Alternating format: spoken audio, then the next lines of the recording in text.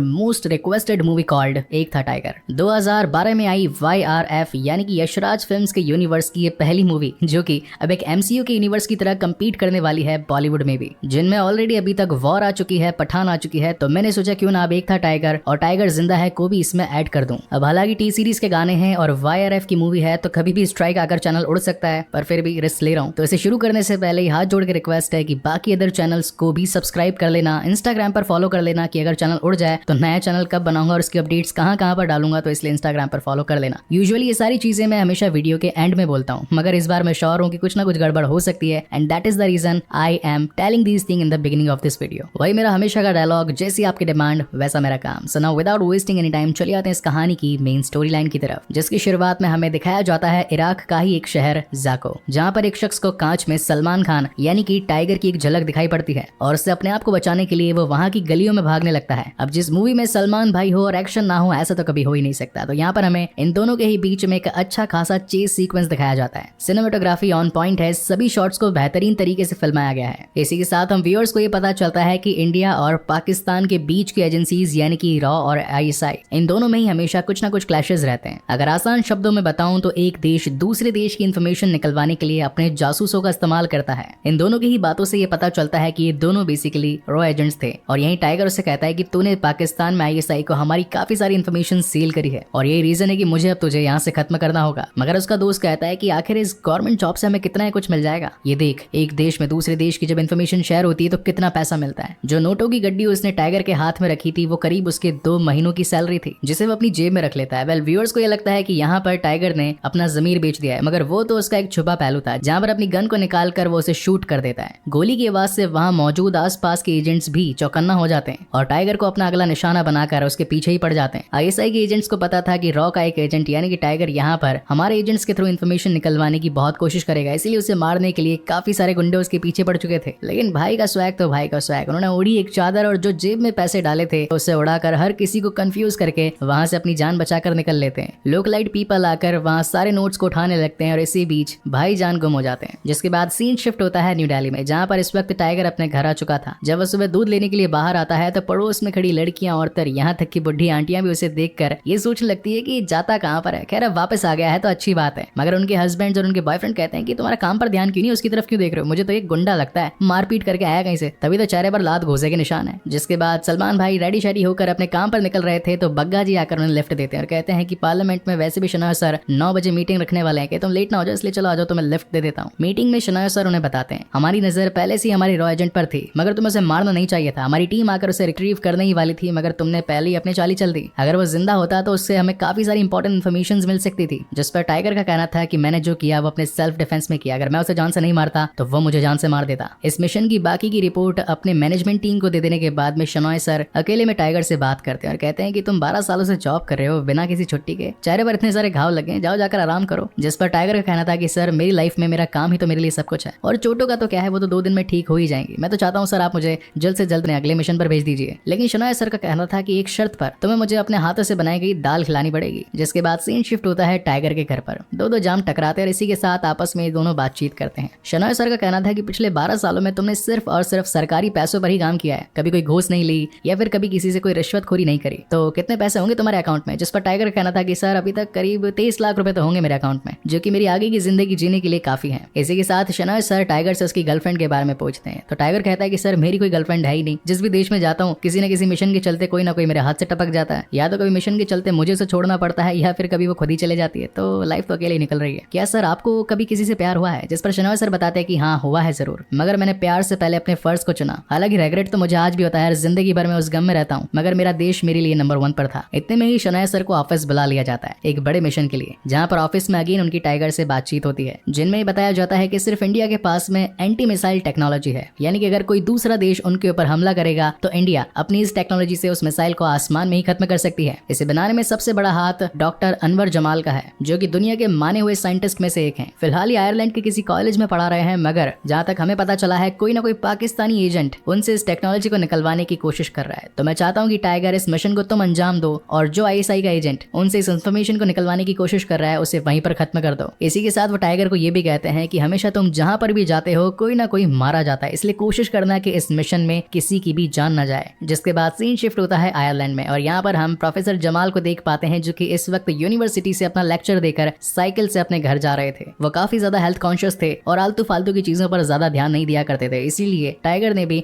अपने आप को साइकिल पर बैठाकर उनका पीछा करना शुरू कर दिया। वो उनसे बातचीत करना चाहता था मगर प्रोफेसर इस वक्त बिजी थे और किसी से भी बातचीत नहीं करना चाहते थे, इसलिए उन्होंने अपने घर में भी एंट्री नहीं दी। मगर एजेंट्स का काम तो होता ही है कुछ ना कुछ खोज खबर करके इन्फॉर्मेशन को निकलवा लेना, इसीलिए वो चुपके से उनके घर में एंट्री कर लेता है। तभी उसे एक लड़की दिखाई पड़ती है जो कि कानों में हेडफोन लगाकर डांस कर रहे थे, मगर घर में किसी के आ जाने की आहट से वो चौकन्नी हो जाती है और आकर पूछती कि तुम हो कौन और बिना इजाजत के अंदर कैसे आ गए। जिसे देखकर टाइगर को क्लिक होता है कि मुझे शनाव सर ने बताया था कि प्रोफेसर के घर में एक लड़की भी है जो कि उनके घर में सफाई करने का काम करती है, जिसका नाम जोया है। लेकिन रात को जब अपना काम खत्म करके वापस से अपने हॉस्टल की ओर जा रही थी तो वो वहीं बाहर की सीट पर टाइगर को बैठा देख पाती है। तो वो सोचती कि आखिर तुम गए क्यों नहीं, मैंने तो तुम्हें सुबह घर से बाहर निकाला था। जिस पर टाइगर का कहना था कि मैं एक राइटर हूँ और मैं किताब लिखना चाहता हूँ जिसमें मुझे प्रोफेसर की नीड है, इसलिए अगर तुम मुझे उनसे मिलवा दोगी तो भगवान तुम्हारा भला करेगा। जोया को लगता है कि वो सीधा साधा इंसान है और उसकी मदद कर देनी चाहिए, जिस पर वो उसका नाम पूछती है तो टाइगर अपना नाम मनीष चंद्रा बताता है। अब क्योंकि मनीष आयरलैंड में बिल्कुल नया था, उसे रहने की कोई जगह पता नहीं थी, तो जोया उसे अलग अलग होटल्स में लेकर जाती है। लेकिन जोया को देखकर उसे इंटरनली कुछ फीलिंग्स आने लगी थी, ऐसा लग रहा था कि उसे प्यार हो गया है, इसलिए वो उसके साथ ज्यादा समय बिताना चाहता था और हर किसी होटल में जाकर सिर्फ ये बताता है कि यहाँ तो रूम है ही नहीं, यहाँ तो रूम है ही नहीं, क्या मैं आपके हॉस्टल में रुक सकता हूँ। जिसके बाद वो उसके लिए खाना पकाता है, उसके बारे में पूछता है और इन्फॉर्मेशन निकलवाता है। मगर इसी बीच हमारे बेचारे टाइगर जी अपना दिल दे बैठते हैं। क्या आपने भी कभी किसी को अपना दिल दिया है? अगर दिया है तो प्लीज मुझे कमेंट सेक्शन में जरूर बताइएगा। जिसके बाद सीन शिफ्ट होता है नेक्स्ट डे और यहाँ पर मनीष चंद्रा यानी कि रो एजेंट अपने इस मिशन में आए कलीग से मुलाकात करते हैं जिसका नाम होता है गोपी। यहाँ व्यूअर्स को ये भी पता चलता है कि ये गोपी ही होता है हर बार हर मिशन में टाइगर के साथ, जो कि उसके खर्चों को उठाता है। इस बार इंडिया का बजट थोड़ा टाइट था, इसीलिए गोपी टाइगर से कहता है कि इस मिशन को जितना जल्दी हो सके फटाफट निपटा दो क्योंकि पैसों की तंगी हो जाएगी नहीं तो। अब क्योंकि ये दोनों आपस में एक दूसरे को काफी सालों से जानते थे तो यहाँ टाइगर गोपी को अपनी नई गर्लफ्रेंड यानी कि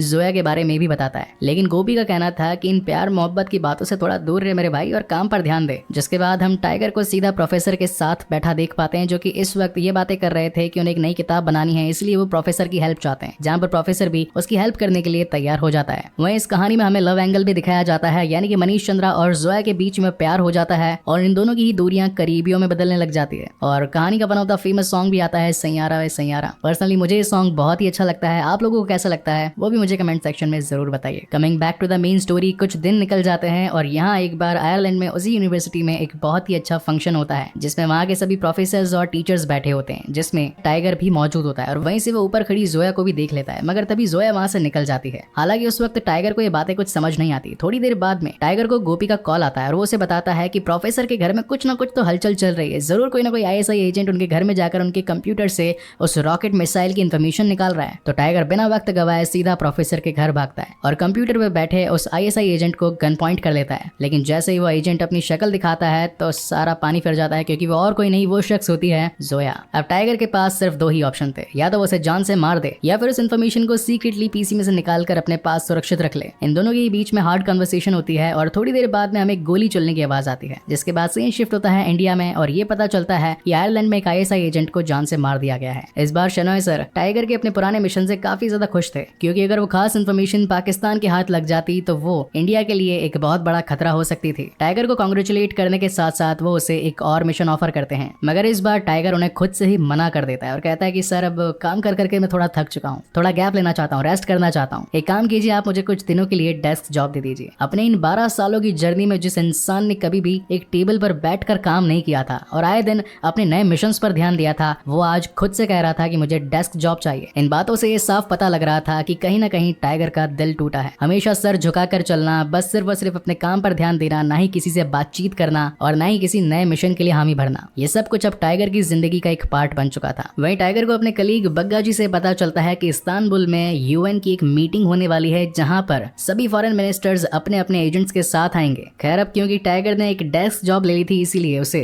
यूएन मीटिंग में मिनिस्टर्स के साथ नहीं लेकर जाया जा सकता था, मगर वो जाकर शनाया सर से इस बात की रिक्वेस्ट करता है कि सर वहां पर काफी सारे एजेंट्स होंगे, इसका मतलब दूसरे देशों की काफी सारी इन्फॉर्मेशन होगी, मेरा आपके साथ चलना जरूरी है। और अब क्योंकि इंडिया के लिए इतने सालों से बेहतरीन काम करने वाले एजेंट ने पहली बार कोई फरमाइश करी थी तो शनाया सर उसे कैसे डिनाई कर सकते थे, and that is the reason उनके साथ वो चला जाता है अफगानिस्तान यूएन मीटिंग में, जहां पर आए होते हैं देशों दुनिया के सभी मिनिस्टर्स विद देयर एजेंट्स। और इसी के साथ कहानी में आता है एक बहुत ही बड़ा ट्विस्ट, जहां पर हमें देखने को मिलती है जोया, जिसके फ्लैशबैक में हमें पता पता चलता है कि उस दिन जब घर पर टाइगर ने जोया को जान से मारने की धमकी दी थी तो जोया को बचाने के लिए उसके कलीग ने आकर टाइगर पे हमला किया था और जो गोली चलने की आवाज हम व्यूअर्स को सुनाई पड़ी थी उससे टाइगर ने उस दूसरे कलीग को जान से मारा था, ना कि जोया को, क्योंकि वो उससे प्यार करता था और उसने उसे जिंदा छोड़ दिया था। वेल अब ये दोनों काफी टाइम के बाद एक दूसरे से मिले थे तो इसलिए छुपके छुपके एक दूसरे से अपनी टीम से नजर चुराकर वो एक टैक्सी में जाकर बैठ जाते हैं। एक सेफ प्लेस पर आ जाने के बाद में इन दोनों में ही बातचीत होती है जहाँ पर टाइगर जोया को कहता है कि तुम्हारे लिए सिचुएशन से निकल जाना आसान था मगर मेरे लिए नहीं था, जिस पर जोया का भी कहना था कि हाँ मैं जानती हूँ कि मुश्किल होगा मगर मेरे लिए भी कम मुश्किल नहीं था क्योंकि मुझे भी तुमसे प्यार हो गया है। मगर इन दोनों का ही अपनी टीम से ज्यादा देर तक दूर रहना एक सही इंडिकेशन नहीं था, इसलिए अपनी आंखों में अलविदा के आंसू लेकर जोया वहां से निकल जाती है। जिसके बाद सीन शिफ्ट होता है एक क्रूज पर जहाँ उन सभी देशों दुनिया के एजेंट्स के बीच में एक पार्टी चल रही थी और हर कोई एक दूसरे का हाथ पकड़कर डांस कर रहा था। तो हमारे टाइगर मियां कैसे मौका छोड़ सकते थे मतलब जोया मैडम के साथ में, तो वो भी उनका हाथ पकड़कर बॉलरूम डांस करना स्टार्ट कर देते हैं और यहीं पर उन्हें अपनी पास्ट की कुछ यादें भी आती हैं। ये वो वक्त था जब इन दोनों ने आपस में एक दूसरे के साथ एक क्वालिटी टाइम स्पेंड किया था और वैसा ही कुछ इस बार भी हो रहा था। इसी दरमियान टाइगर जोया को कहता है कि क्यों ना हम भाग चले यहाँ से, क्योंकि अगर हमारे देश के लिए सेवा करते रह जाएंगे, बुढ़े हो जाएंगे तो फिर बाद में भागा नहीं जाएगा, तो क्यों ना अभी भाग चले। वेल ये काफी फनी सीन था। खैर जोया भी इस बात पर एग्री हो जाती है और नेक्स्ट डे ये दोनों अपने ही प्लान के मुताबिक अपनी कंट्री से दगा करके भाग जाते हैं। एक अच्छे से यॉर्ड में बैठकर सबसे पहले तो इस्तांबुल से निकलने की कोशिश करते हैं और इसी के साथ साथ अपने सेलफोन्स को भी पानी में फेंक देते हैं ताकि कोई इन्हें ट्रैक ना कर पाए। उसके बाद नकली पासपोर्ट बनवा कर वहां से बाहर निकलने की कोशिश करते हैं। अब काफी दिन बीत चुके होते हैं, ना ही पाकिस्तान में ISI की एजेंट जोया की कोई खबर होती है और ना ही इंडिया में टाइगर यानी कि रॉ एजेंट की कोई खबर होती है। वहीं एक दिन शनाय का एक एजेंट आकर उन्हें बताता है कि कुछ ही घंटों पहले टाइगर के अकाउंट से कुछ डॉलर्स निकाले गए हैं जिनको अगर इंडियन करेंसी में कन्वर्ट किया जाए तो वो होते हैं करीब 23 लाख। इस अमाउंट को सुनकर शनाय समझ जाता है कि टाइगर को किसी ने किडनैप नहीं किया, वो तो खुद की मर्जी से गायब हुआ है, क्योंकि अभी तक इन दोनों देशों को लग रहा था कि इनके पर्सनल एजेंट्स को किसी ने किडनैप कर लिया है, मगर अब इनके बात समझ में आती है कि ये दोनों खुद की मर्जी से भागे हैं। अब जहाँ एक तरफ पाकिस्तान को ये डर था कि हमारा एजेंट इंडिया की टीम के साथ कोई इन्फॉर्मेशन शेयर ना कर दे, वहीं इंडिया की टीम को ये डर था कि कहीं इंडिया वाला एजेंट पाकिस्तान को कुछ इंपॉर्टेंट इन्फॉर्मेशन शेयर ना कर दे। इसीलिए अब ये दोनों ही देश अपने ही एजेंट्स को जान से मारने के पीछे उतारू हो चुके थे। वहीं ये दोनों एजेंट्स अपना रूप बदल कर वहां से भी बाहर निकल के भाग जाने की कोशिश करते हैं और पहुंच जाते हैं क्यूबा के ही एक शहर हवाना में, जहां पर काफी सारी कलरफुल लोकेशंस, बेस्ट सिनेमेटोग्राफी और लापता सॉन्ग आता है। देखा जाए तो इन दोनों ने ही अपनी एक नई जिंदगी की शुरुआत कर ली थी, मगर एक दिन यूं ही मार्केट में शॉपिंग करते वक्त कुछ गुंडे उन्हें परेशान करने लगते हैं और छीना झपटी करते वक्त उनका हाथ जोया पर लग जाता है। अब सलमान भाई को तो गुस्सा आएगा ही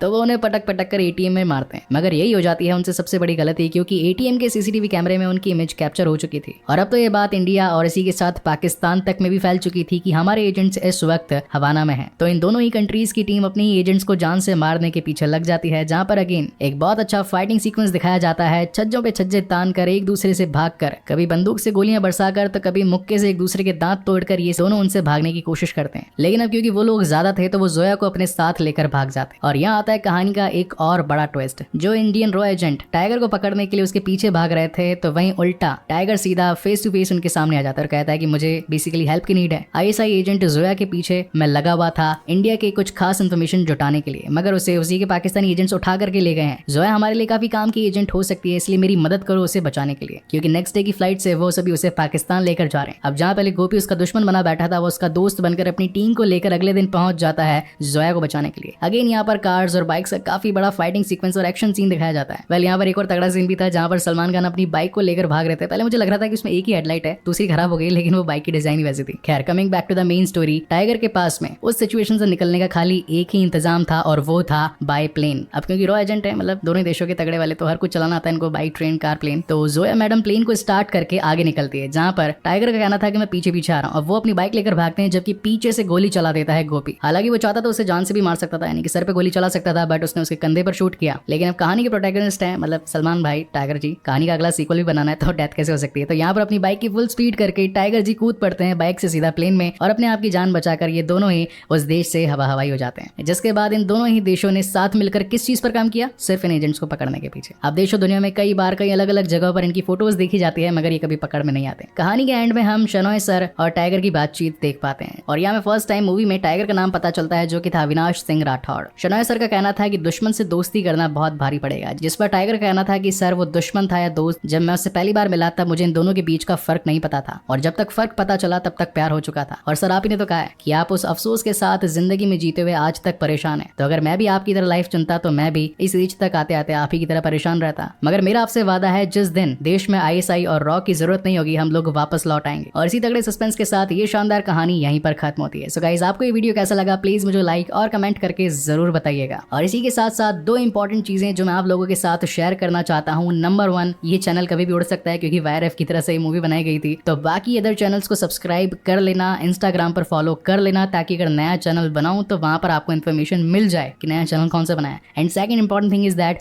इंडिया में सबसे बड़ा एनीमे सीरीज एक्सप्लेनेशन का चैनल भी हमारा ही है, जहां पर हमने काफी बेहतरीन सीरीज को उठाकर एक्सप्लेन किया है, जैसे कि होरीमिया, साइबरपंक, शिकिमोरी और चैनसो मैन। उस चैनल को भी जरूर चेकआउट कीजिएगा क्योंकि वहां पर भी डेली वीडियोस आती हैं, वो भी वीडियो क्लिप्स के साथ, जो कि इंडिया में अभी तक कोई भी चैनल नहीं कर रहा है। तो अगर काम पसंद आए, वीडियो अच्छा लगे तो जरूर लाइक शेयर कमेंट कीजिए और अगर पहली बार चैनल पर आए हैं तो इसे सब्सक्राइब जरूर कीजिएगा। And again guys thank you very much for watching this video. मिलते हैं अगले वीडियो में।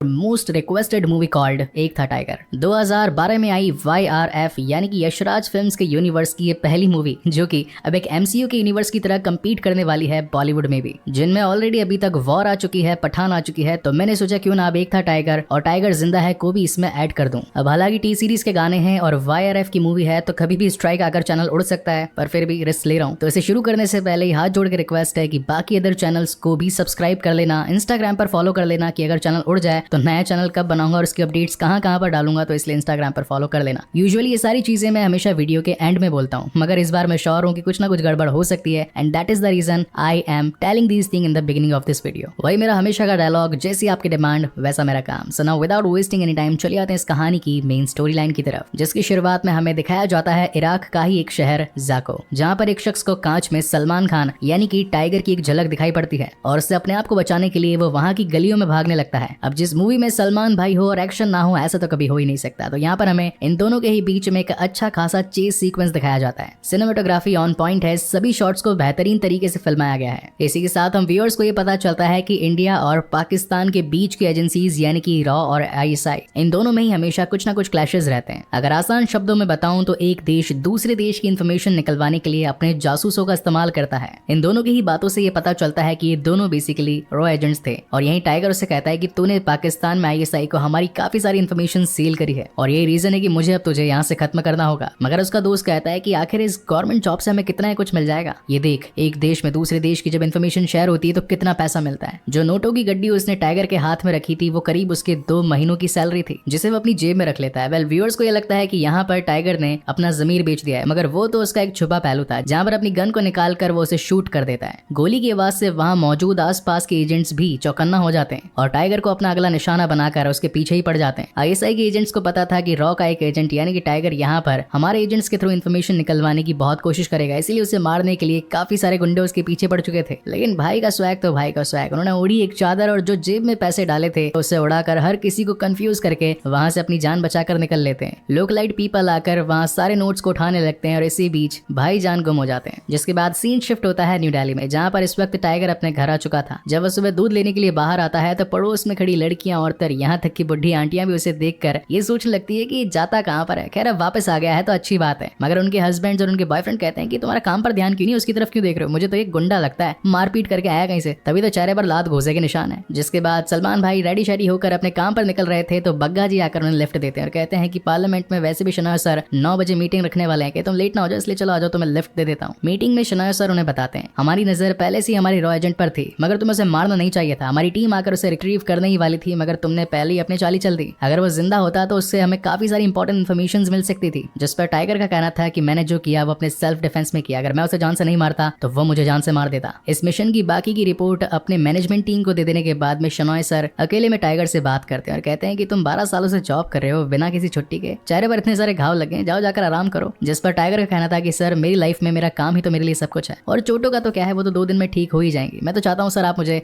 जल्द से जल्द अगले मिशन पर भेज दीजिए। लेकिन शनॉय सर का कहना था कि एक शर्त पर, तुम्हें मुझे अपने हाथों से बनाई गई दाल खिलानी पड़ेगी। जिसके बाद सीन शिफ्ट होता है टाइगर के घर पर। दो जाम टकराते हैं और इसी के साथ आपस में दोनों बातचीत करते हैं। शनॉय सर का कहना था कि पिछले 12 सालों में तुमने सिर्फ और सिर्फ सरकारी पैसों पर ही काम किया है, कभी कोई घूस नहीं ली या फिर कभी किसी से कोई रिश्वतखोरी नहीं करी, तो कितने पैसे होंगे तुम्हारे अकाउंट में। जिस पर टाइगर का कहना था कि सर अभी तक करीब 23 लाख रुपए तो होंगे मेरे अकाउंट में, जो कि मेरी आगे की जिंदगी जीने के लिए काफी है। इसी के साथ शनॉय सर टाइगर से उसकी गर्लफ्रेंड के बारे में पूछते हैं। तो टाइगर कहता है कि सर मेरी कोई गर्लफ्रेंड है ही नहीं, जिस भी देश में जाता हूँ किसी न किसी मिशन के चलते कोई ना कोई मेरे हाथ से टपक जाता है, या तो कभी मिशन के चलते मुझे उसे छोड़ना पड़ता है या फिर कभी वो खुद ही चले जाती है, तो लाइफ तो अकेले ही निकल रही है। क्या सर आपको कभी किसी से प्यार हुआ है। जिस पर शनॉय सर बताते हैं कि हाँ हुआ है जरूर, मगर मैंने प्यार से पहले अपने फर्ज को चुना। हालांकि रेग्रेट तो मुझे आज भी होता है, जिंदगी भर में उस गम में रहता हूँ, मगर मेरा देश मेरे लिए नंबर 1 पर था। इतने में ही शनॉय सर को ऑफिस बुला लिया जाता है एक बड़े मिशन के लिए, जहाँ पर ऑफिस में अगेन उनकी टाइगर से बातचीत होती है, जिनमें बताया जाता है कि सिर्फ इंडिया के पास में एंटी मिसाइल टेक्नोलॉजी है, यानी कि अगर कोई दूसरा देश उनके ऊपर हमला करेगा तो इंडिया अपनी इस टेक्नोलॉजी से उस मिसाइल को आसमान में ही खत्म कर सकती है। इसे बनाने में सबसे बड़ा हाथ डॉक्टर अनवर जमाल का है, जो कि दुनिया के माने हुए साइंटिस्ट में से एक हैं। फिलहाल ये आयरलैंड के किसी कॉलेज में पढ़ा रहे हैं, मगर जहाँ तक हमें पता चला है कोई ना कोई पाकिस्तानी एजेंट उनसे इस टेक्नोलॉजी को निकलवाने की कोशिश कर रहा है। तो मैं चाहता हूँ कि टाइगर इस मिशन को तुम अंजाम दो, और जो आईएसआई का एजेंट उनसे इस इन्फॉर्मेशन को निकलवाने की कोशिश कर रहा है उसे वहीं पर खत्म कर दो। इसी के साथ वो टाइगर को ये भी कहते हैं कि हमेशा तुम जहाँ पर भी जाते हो कोई ना कोई मारा जाता है, इसलिए कोशिश करना कि इस मिशन में किसी की भी जान न जाए। जिसके बाद सीन शिफ्ट होता है आयरलैंड में, और यहाँ पर हम प्रोफेसर जमाल को देख पाते हैं, जो कि इस वक्त यूनिवर्सिटी से अपना लेक्चर देकर साइकिल से अपने घर जा रहे थे। वो काफी ज्यादा हेल्थ कॉन्शियस थे और आलतू फालतू की चीजों पर ज्यादा ध्यान नहीं दिया करते थे, इसीलिए टाइगर ने भी अपने आप को साइकिल पर बैठाकर उनका पीछा करना शुरू कर दिया। वो उनसे बातचीत करना चाहता था, मगर प्रोफेसर इस वक्त बिजी थे और किसी से भी बातचीत नहीं करना चाहते थे, इसलिए उन्होंने अपने घर में भी एंट्री नहीं दी। मगर एजेंट्स का काम तो होता ही है कुछ ना कुछ खोज खबर करके इन्फॉर्मेशन को निकलवा लेना, इसीलिए वो चुपके से उनके घर में एंट्री कर लेता है। तभी उसे एक लड़की दिखाई पड़ती है जो कि कानों में हेडफोन लगाकर डांस कर रहे थे, मगर घर में किसी के आ जाने की आहट से वो चौकन्नी हो जाती है और आकर पूछती कि तुम हो कौन और बिना इजाजत के अंदर कैसे आ गए। जिसे देखकर टाइगर को क्लिक होता है कि मुझे शनॉय सर ने बताया था कि प्रोफेसर के घर में एक लड़की भी है जो कि उनके घर में सफाई करने का काम करती है, जिसका नाम जोया है। लेकिन रात को जब अपना काम खत्म करके वापस से अपने हॉस्टल की ओर जा रही थी तो वो वहीं बाहर की सीट पर टाइगर को बैठा देख पाती है। तो वो सोचती कि आखिर तुम गए क्यों नहीं, मैंने तो तुम्हें सुबह घर से बाहर निकाला था। जिस पर टाइगर का कहना था कि मैं एक राइटर हूँ और मैं किताब लिखना चाहता हूँ जिसमें मुझे प्रोफेसर की नीड है, इसलिए अगर तुम मुझे उनसे मिलवा दोगी तो भगवान तुम्हारा भला करेगा। जोया को लगता है कि वो सीधा साधा इंसान है और उसकी मदद कर देनी चाहिए। जिस पर वो उसका नाम पूछती है तो टाइगर अपना नाम मनीष चंद्रा बताता है। अब क्योंकि मनीष आयरलैंड में बिल्कुल नया था, उसे रहने की कोई जगह पता नहीं थी, तो जोया उसे अलग अलग होटल्स में लेकर जाती है। लेकिन जोया को देखकर उसे इंटरनली कुछ फीलिंग्स आने लगी थी, ऐसा लग रहा था कि उसे प्यार हो गया है, इसलिए वो उसके साथ ज्यादा समय बिताना चाहता था और हर किसी होटल में जाकर सिर्फ ये बताता है कि यहाँ तो रूम है ही नहीं, यहाँ तो रूम है ही नहीं, क्या मैं आपके हॉस्टल में रुक सकता हूँ। जिसके बाद वो उसके लिए खाना पकाता है, उसके बारे में पूछता है और इन्फॉर्मेशन निकलवाता है। मगर इसी बीच हमारे बेचारे टाइगर जी अपना दिल दे बैठते हैं। क्या आपने भी कभी किसी को अपना दिल दिया है? अगर दिया है तो प्लीज मुझे कमेंट सेक्शन में जरूर बताइएगा। जिसके बाद सीन शिफ्ट होता है नेक्स्ट डे और यहाँ पर मनीष चंद्रा यानी कि रो एजेंट अपने इस मिशन में आए कलीग से मुलाकात करते हैं जिसका नाम होता है गोपी। यहाँ व्यूअर्स को ये भी पता चलता है कि ये गोपी ही होता है हर बार हर मिशन में टाइगर के साथ, जो कि उसके खर्चों को उठाता है। इस बार इंडिया का बजट थोड़ा टाइट था, इसीलिए गोपी टाइगर से कहता है कि इस मिशन को जितना जल्दी हो सके फटाफट निपटा दो, क्योंकि पैसों की तंगी हो जाएगी नहीं तो। अब क्योंकि ये दोनों आपस में एक दूसरे को काफी सालों से जानते थे, तो यहाँ टाइगर गोपी को अपनी नई गर्लफ्रेंड यानी कि जोया के बारे में भी बताता है। लेकिन गोपी का कहना था कि इन प्यार मोहब्बत की बातों से थोड़ा दूर रहे मेरे भाई और काम पर ध्यान दे। जिसके बाद हम टाइगर को सीधा प्रोफेसर के साथ बैठा देख पाते हैं, जो कि इस वक्त ये बातें कर रहे थे कि उन्हें एक नई किताब बनानी है, इसलिए वो प्रोफेसर की हेल्प चाहते हैं, जहाँ पर प्रोफेसर भी उसकी हेल्प करने के लिए तैयार हो जाता है। वहीं इस कहानी में हमें लव एंगल भी दिखाया जाता है, यानी कि मनीष चंद्रा और जोया के बीच में प्यार हो जाता है और इन दोनों की ही दूरियां करीबियों में बदलने लग जाती है। और कहानी का बना हुआ फेमस सॉन्ग भी आता है सैयारा वे सैयारा। पर्सनली मुझे ये सॉन्ग बहुत ही अच्छा लगता है, आप लोगों को कैसा लगता है वो भी मुझे कमेंट सेक्शन में जरूर बताइए। Coming back to the main story, कुछ दिन निकल जाते हैं और यहाँ एक बार आयरलैंड में उसी यूनिवर्सिटी में एक बहुत ही अच्छा फंक्शन होता है, जिसमें वहाँ के सभी प्रोफेसर्स और टीचर्स बैठे होते हैं, जिसमें टाइगर भी मौजूद होता है और वहीं से वो ऊपर खड़ी जोया को भी देख लेता है। मगर तभी जोया वहाँ से निकल जाती है। हालांकि उस वक्त टाइगर को ये बातें कुछ समझ नहीं आती। थोड़ी देर बाद में टाइगर को गोपी का कॉल आता है और वो उसे बताता है कि प्रोफेसर के घर में कुछ ना कुछ तो हलचल चल रही है, जरूर कोई ना कोई आईएसआई एजेंट उनके घर में जाकर उनके कंप्यूटर से उस रॉकेट मिसाइल की इन्फॉर्मेशन निकाल रहा है। तो टाइगर बिना वक्त गवाए सीधा प्रोफेसर के घर भागता है और कंप्यूटर पे बैठे उस आईएसआई एजेंट को गन पॉइंट कर लेता है। लेकिन जैसे ही वो एजेंट अपनी शक्ल दिखाता है तो सारा पानी फिर जाता है, क्योंकि वो और कोई नहीं, वो शख्स होती है जोया।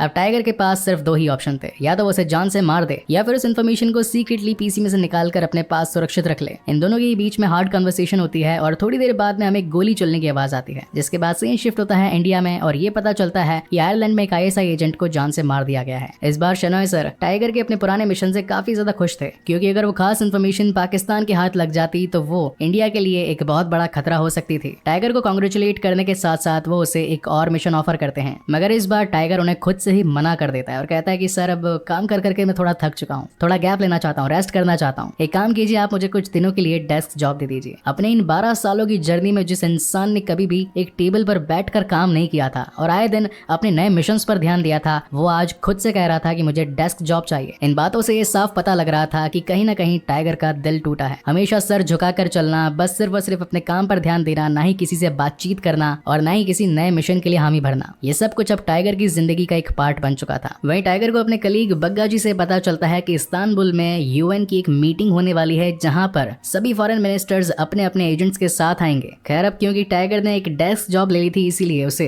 यूएन मीटिंग में मिनिस्टर्स के साथ नहीं लेकर जाया जा सकता था, मगर वो जाकर शनाया सर से इस बात की रिक्वेस्ट करता है कि सर वहां पर काफी सारे एजेंट्स होंगे, इसका मतलब दूसरे देशों की काफी सारी इन्फॉर्मेशन होगी, मेरा आपके साथ चलना जरूरी है। और अब क्योंकि इंडिया के लिए इतने सालों से बेहतरीन काम करने वाले एजेंट ने पहली बार कोई फरमाइश करी थी, तो शनाया सर उसे कैसे डिनाई कर सकते थे। And that is the reason उनके साथ वो चला जाता है अफगानिस्तान यूएन मीटिंग में, जहां पर आए होते हैं देशों दुनिया के सभी मिनिस्टर्स विद देयर एजेंट्स। और इसी के साथ कहानी में आता है एक बहुत ही बड़ा ट्विस्ट, जहां पर हमें देखने को मिलती है जोया, जिसके फ्लैशबैक में हमें पता चलता है कि उस दिन जब घर पर टाइगर ने जोया को जान से मारने की धमकी दी थी, तो जोया को बचाने के लिए उसके कलीग ने आकर टाइगर पे हमला किया था, और जो गोली चलने की आवाज हम व्यूअर्स को सुनाई पड़ी थी, उससे टाइगर ने उस दूसरे कलीग को जान से मारा था, ना कि जोया को, क्योंकि वो उससे प्यार करता था और उसने उसे जिंदा छोड़ दिया था। वेल अब ये दोनों काफी टाइम के बाद एक दूसरे से मिले थे, तो इसलिए छुपके छुपके एक दूसरे से अपनी टीम से नजर चुराकर वो एक टैक्सी में जाकर बैठ जाते हैं। एक सेफ प्लेस पर आ जाने के बाद में इन दोनों में ही बातचीत होती है, जहां पर टाइगर जोया को कहता है कि तुम्हारे लिए सिचुएशन से निकल जाना आसान था, मगर मेरे लिए नहीं था। जिस पर जोया का भी कहना था कि हाँ मैं जानती हूँ कि मुश्किल होगा, मगर मेरे लिए भी कम मुश्किल नहीं था, क्योंकि मुझे भी तुमसे प्यार हो गया है। मगर इन दोनों का ही अपनी टीम से ज्यादा देर तक दूर रहना एक सही इंडिकेशन नहीं था, इसलिए अपनी आंखों में अलविदा के आंसू लेकर जोया वहां से निकल जाती है। जिसके बाद सीन शिफ्ट होता है एक क्रूज पर, जहां उन सभी देशों दुनिया के एजेंट्स के बीच में एक पार्टी चल रही थी और हर कोई एक दूसरे का हाथ पकड़कर डांस कर रहा था। तो हमारे टाइगर मियां कैसे मौका छोड़ सकते थे, मतलब जोया मैडम के साथ में, तो वो भी उनका हाथ पकड़कर बॉलरूम डांस करना स्टार्ट कर देते हैं। और यहीं पर उन्हें अपनी पास्ट की कुछ यादें भी आती हैं। ये वो वक्त था जब इन दोनों ने आपस में एक दूसरे के साथ एक क्वालिटी टाइम स्पेंड किया था, और वैसा ही कुछ इस बार भी हो रहा था। इसी दरमियान टाइगर जोया को कहता है कि क्यों ना हम भाग चले यहाँ से, क्योंकि अगर हमारे देश के लिए सेवा करते रह जाएंगे, बुढ़े हो जाएंगे, तो फिर बाद में भागा नहीं जाएगा, तो क्यों ना अभी भाग चले। वेल ये काफी फनी सीन था। खैर जोया भी इस बात पर एग्री हो जाती है और नेक्स्ट डे ये दोनों अपने ही प्लान के मुताबिक अपनी कंट्री से दगा करके भाग जाते हैं। एक अच्छे से यॉर्ड में बैठकर सबसे पहले तो इस्तांबुल से निकलने की कोशिश करते हैं और इसी के साथ साथ अपने सेलफोन्स को भी पानी में फेंक देते हैं ताकि कोई इन्हें ट्रैक ना कर पाए। उसके बाद नकली पासपोर्ट बनवा कर वहां से बाहर निकलने की कोशिश करते हैं। अब काफी दिन बीत चुके होते हैं, ना ही पाकिस्तान में आईएसआई की एजेंट जोया की कोई खबर होती है और ना ही इंडिया में टाइगर यानी कि हीरो एजेंट की कोई खबर होती है। वहीं एक दिन शनाया का एक एजेंट आकर उन्हें बताता है कि कुछ ही घंटों पहले टाइगर के अकाउंट से कुछ डॉलर्स निकाले गए हैं, जिनको अगर इंडियन करेंसी में कन्वर्ट किया जाए तो वो होते हैं करीब 23 लाख। इस अमाउंट को सुनकर शनाया समझ जाता है कि टाइगर को किसी ने किडनैप नहीं किया, वो तो खुद की मर्जी से गायब हुआ है, क्योंकि अभी तक इन दोनों देशों को लग रहा था कि इनके पर्सनल एजेंट्स को किसी ने किडनैप कर लिया है, मगर अब इनके बात समझ में आती है कि ये दोनों खुद की मर्जी से भागे हैं। अब जहां एक तरफ पाकिस्तान को ये डर था कि हमारा एजेंट इंडिया की टीम के साथ कोई इन्फॉर्मेशन शेयर ना कर दे, वहीं इंडिया की टीम को ये डर था कि कहीं इंडिया वाला एजेंट पाकिस्तान को कुछ इंपॉर्टेंट इन्फॉर्मेशन शेयर ना कर दे। इसीलिए अब ये दोनों ही देश अपने ही एजेंट्स को जान से मारने के पीछे उतारू हो चुके थे। वहीं ये दोनों एजेंट्स अपना रूप बदल कर वहां से भी बाहर निकल के भाग जाने की कोशिश करते हैं और पहुंच जाते हैं क्यूबा के ही एक शहर हवाना में, जहां पर काफी सारी कलरफुल लोकेशंस, बेस्ट सिनेमेटोग्राफी और लापता सॉन्ग आता है। देखा जाए तो इन दोनों ने ही अपनी एक नई जिंदगी की शुरुआत कर ली थी, मगर एक दिन यूं ही मार्केट में शॉपिंग करते वक्त कुछ गुंडे उन्हें परेशान करने लगते हैं और छीना झपटी करते वक्त उनका हाथ जोया पर लग जाता है। अब सलमान भाई को तो गुस्सा आएगा ही।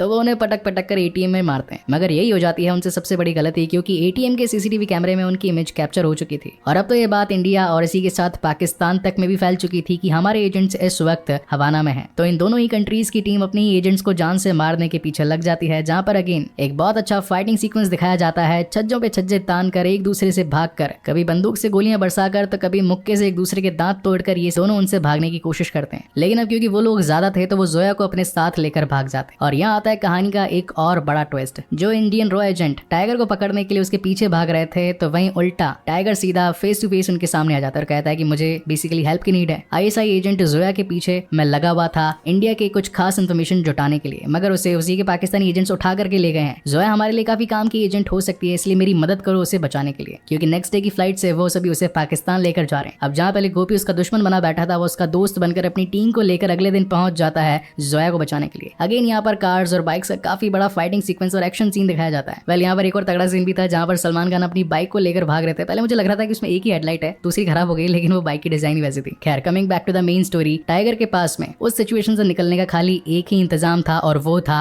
By plane. अब क्योंकि रॉ एजेंट है, मतलब दोनों देशों के तगड़े वाले, तो हर कुछ चलाना आता है इनको, बाइक, ट्रेन, कार, प्लेन। तो जोया मैडम प्लेन को स्टार्ट करके आगे निकलती है, जहाँ पर टाइगर का कहना था कि मैं पीछे पीछे आ रहा हूँ, और वो अपनी बाइक लेकर भागते हैं, जबकि पीछे से गोली चला देता है गोपी। हालांकि वो चाहता तो उसे जान से भी मार सकता था, यानी कि सर पे गोली चला सकता था, बट उसने उसके कंधे पर शूट किया। लेकिन अब कहानी के प्रोटैगनिस्ट है, मतलब सलमान भाई, टाइगर जी, कहानी का अगला सीक्वल भी बनाना है, तो डेथ कैसे हो सकती है। तो यहाँ पर अपनी बाइक की फुल स्पीड करके टाइगर जी कूद पड़ते हैं बाइक से सीधा प्लेन में, और अपने आप की जान बचाकर ये दोनों ही उस देश से हवा हवाई हो जाते हैं। जिसके बाद इन दोनों ही देशों ने साथ मिलकर किस चीज पर काम किया? सिर्फ इन एजेंट्स को पकड़ने के पीछे। अब देशों दुनिया में कई बार कई अलग अलग जगहों पर इनकी फोटोज देखी जाती है, मगर ये कभी पकड़ में नहीं आते। कहानी के एंड में हम शनोय सर और टाइगर की बातचीत देख पाते हैं, और यहाँ में फर्स्ट टाइम मूवी में टाइगर का नाम पता चलता है, जो कि था अविनाश सिंह राठौड़। शनोय सर का कहना था कि दुश्मन से दोस्ती करना बहुत भारी पड़ेगा, जिस पर टाइगर का कहना था कि सर वो दुश्मन था या दोस्त, जब मैं उससे पहली बार मिला तब मुझे इन दोनों के बीच का फर्क नहीं पता था, और जब तक फर्क पता चला तब तक प्यार हो चुका था। और सर आप ही ने तो कहा है कि आप उस अफसोस के साथ जिंदगी में जीते हुए आज तक परेशान है, तो अगर मैं भी आपकी तरह लाइफ चुनता तो मैं भी इस एज तक आते आते आप ही की तरह परेशान रहता। मगर मेरा आपसे वादा है, जिस दिन देश में आईएसआई और रॉ की जरूरत नहीं होगी, हम लोग वापस लौट आएंगे। और इसी तगड़े सस्पेंस के साथ ये शानदार कहानी यहीं पर खत्म होती है। सो गाइस, आपको ये वीडियो कैसा लगा प्लीज मुझे लाइक और कमेंट करके जरूर बताइएगा। और इसी के साथ साथ दो इंपॉर्टेंट चीजें जो मैं आप लोगों के साथ शेयर करना चाहता हूँ। नंबर 1, ये चैनल कभी भी उड़ सकता है, क्योंकि वायरएफ की तरह से ये मूवी बनाई गई थी, तो बाकी अदर चैनल्स को सब्सक्राइब कर लेना, इंस्टाग्राम पर फॉलो कर लेना, ताकि अगर नया चैनल बनाऊं तो वहां पर आपको इन्फॉर्मेशन मिल जाए कि नया चैनल कौन सा बनाया। And second important thing is that India में सबसे बड़ा एनीमे सीरीज एक्सप्लेनेशन का चैनल भी हमारा ही है, जहां पर हमने काफी बेहतरीन सीरीज को उठाकर एक्सप्लेन किया है, जैसे कि होरीमिया, साइबरपंक, शिकिमोरी और चैनसो मैन। उस चैनल को भी जरूर चेकआउट कीजिएगा, क्योंकि वहां पर भी डेली वीडियोस आती हैं, वो भी वीडियो क्लिप्स के साथ, जो कि इंडिया में अभी तक कोई भी चैनल नहीं कर रहा है। तो अगर काम पसंद आए, वीडियो अच्छा लगे, तो जरूर लाइक, शेयर, कमेंट कीजिए, और अगर पहली बार चैनल पर आए हैं तो इसे सब्सक्राइब जरूर कीजिएगा। And again guys, thank you very much for watching this video. मिलते हैं अगले वीडियो में।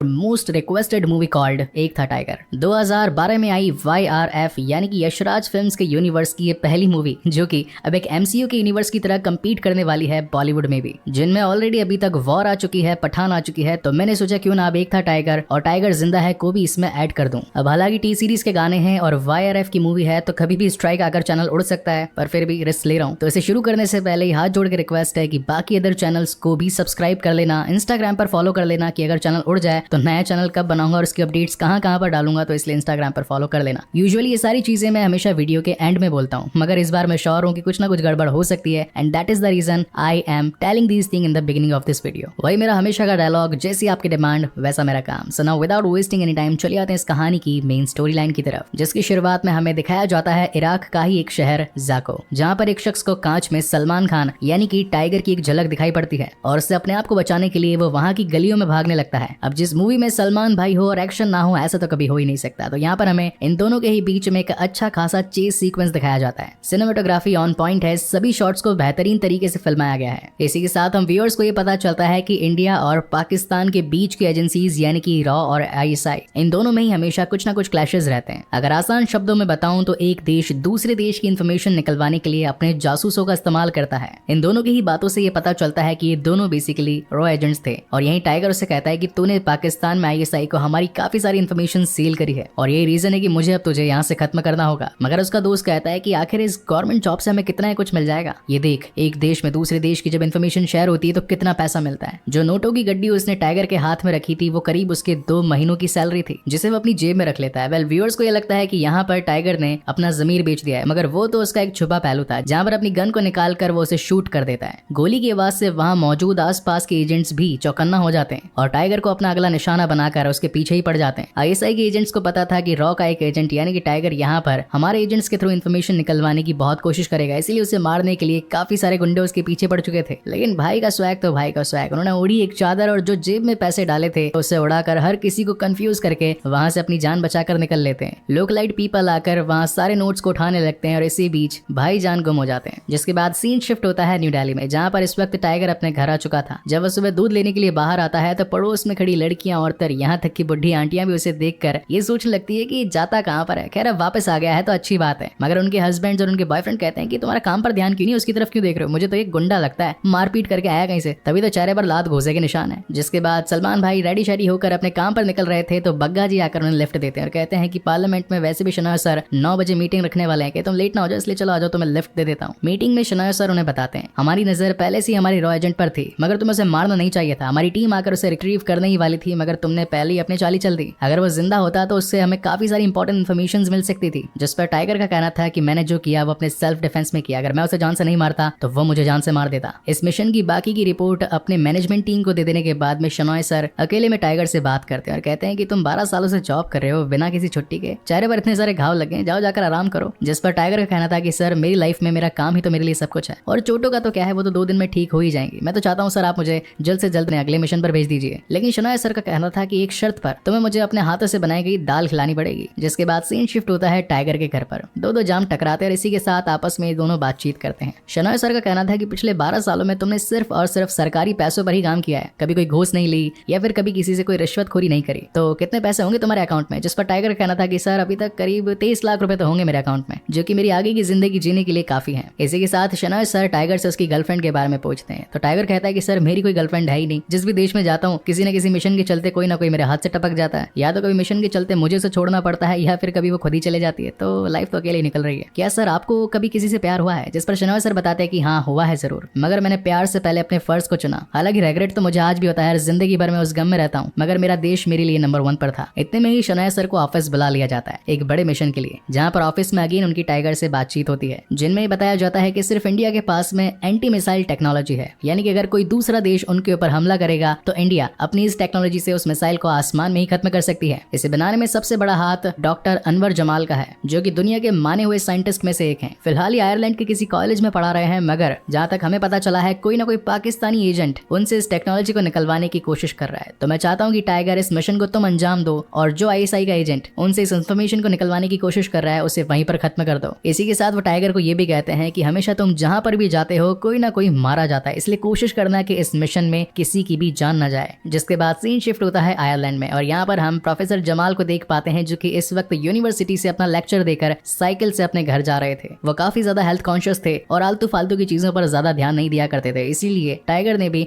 अपने आप को साइकिल पर बैठाकर उनका पीछा करना शुरू कर दिया। वो उनसे बातचीत करना चाहता था, मगर प्रोफेसर इस वक्त बिजी थे और किसी से भी बातचीत नहीं करना चाहते थे, इसलिए उन्होंने अपने घर में भी एंट्री नहीं दी। मगर एजेंट्स का काम तो होता ही है कुछ ना कुछ खोज खबर करके इन्फॉर्मेशन को निकलवा लेना, इसीलिए वो चुपके से उनके घर में एंट्री कर लेता है। तभी उसे एक लड़की दिखाई पड़ती है जो कि कानों में हेडफोन लगाकर डांस कर रहे थे, मगर घर में किसी के आ जाने की आहट से वो चौकन्नी हो जाती है और आकर पूछती कि तुम हो कौन और बिना इजाजत के अंदर कैसे आ गए। जिसे देखकर टाइगर को क्लिक होता है कि मुझे शनाया सर ने बताया था कि प्रोफेसर के घर में एक लड़की भी है जो कि उनके घर में सफाई करने का काम करती है, जिसका नाम जोया है। लेकिन रात को जब अपना काम खत्म करके वापस से अपने हॉस्टल की ओर जा रही थी तो वो वहीं बाहर की सीट पर टाइगर को बैठा देख पाती है। तो वो सोचती कि आखिर तुम गए क्यों नहीं, मैंने तो तुम्हें सुबह घर से बाहर निकाला था। जिस पर टाइगर का कहना था कि मैं एक राइटर हूँ और मैं किताब लिखना चाहता हूँ जिसमें मुझे प्रोफेसर की नीड है, इसलिए अगर तुम मुझे उनसे मिलवा दोगी तो भगवान तुम्हारा भला करेगा। जोया को लगता है कि वो सीधा साधा इंसान है और उसकी मदद कर देनी चाहिए, जिस पर वो उसका नाम पूछती है तो टाइगर अपना नाम मनीष चंद्रा बताता है। अब क्योंकि मनीष आयरलैंड में बिल्कुल नया था, उसे रहने की कोई जगह पता नहीं थी, तो जोया उसे अलग अलग होटल्स में लेकर जाती है। लेकिन जोया को देखकर उसे इंटरनली कुछ फीलिंग्स आने लगी थी। ऐसा लग रहा था कि उसे प्यार हो गया है, इसलिए वो उसके साथ ज्यादा समय बिताना चाहता था और हर किसी होटल में जाकर सिर्फ ये बताता है कि यहाँ तो रूम है ही नहीं, यहाँ तो रूम है ही नहीं, क्या मैं आपके हॉस्टल में रुक सकता हूँ। जिसके बाद वो उसके लिए खाना पकाता है, उसके बारे में पूछता है और इन्फॉर्मेशन निकलवाता है। मगर इसी बीच हमारे बेचारे टाइगर जी अपना दिल दे बैठते हैं। क्या आपने भी कभी किसी को अपना दिल दिया है? अगर दिया है तो प्लीज मुझे कमेंट सेक्शन में जरूर बताइएगा। जिसके बाद सीन शिफ्ट होता है नेक्स्ट डे और यहाँ पर मनीष चंद्रा यानी कि रो एजेंट अपने इस मिशन में आए कलीग से मुलाकात करते हैं जिसका नाम होता है गोपी। यहाँ व्यूअर्स को ये भी पता चलता है कि ये गोपी ही होता है हर बार हर मिशन में टाइगर के साथ, जो कि उसके खर्चों को उठाता है। इस बार इंडिया का बजट थोड़ा टाइट था, इसीलिए गोपी टाइगर से कहता है कि इस मिशन को जितना जल्दी हो सके फटाफट निपटा दो, क्योंकि पैसों की तंगी हो जाएगी नहीं तो। अब क्योंकि ये दोनों आपस में एक दूसरे को काफी सालों से जानते थे, तो यहाँ टाइगर गोपी को अपनी नई गर्लफ्रेंड यानी कि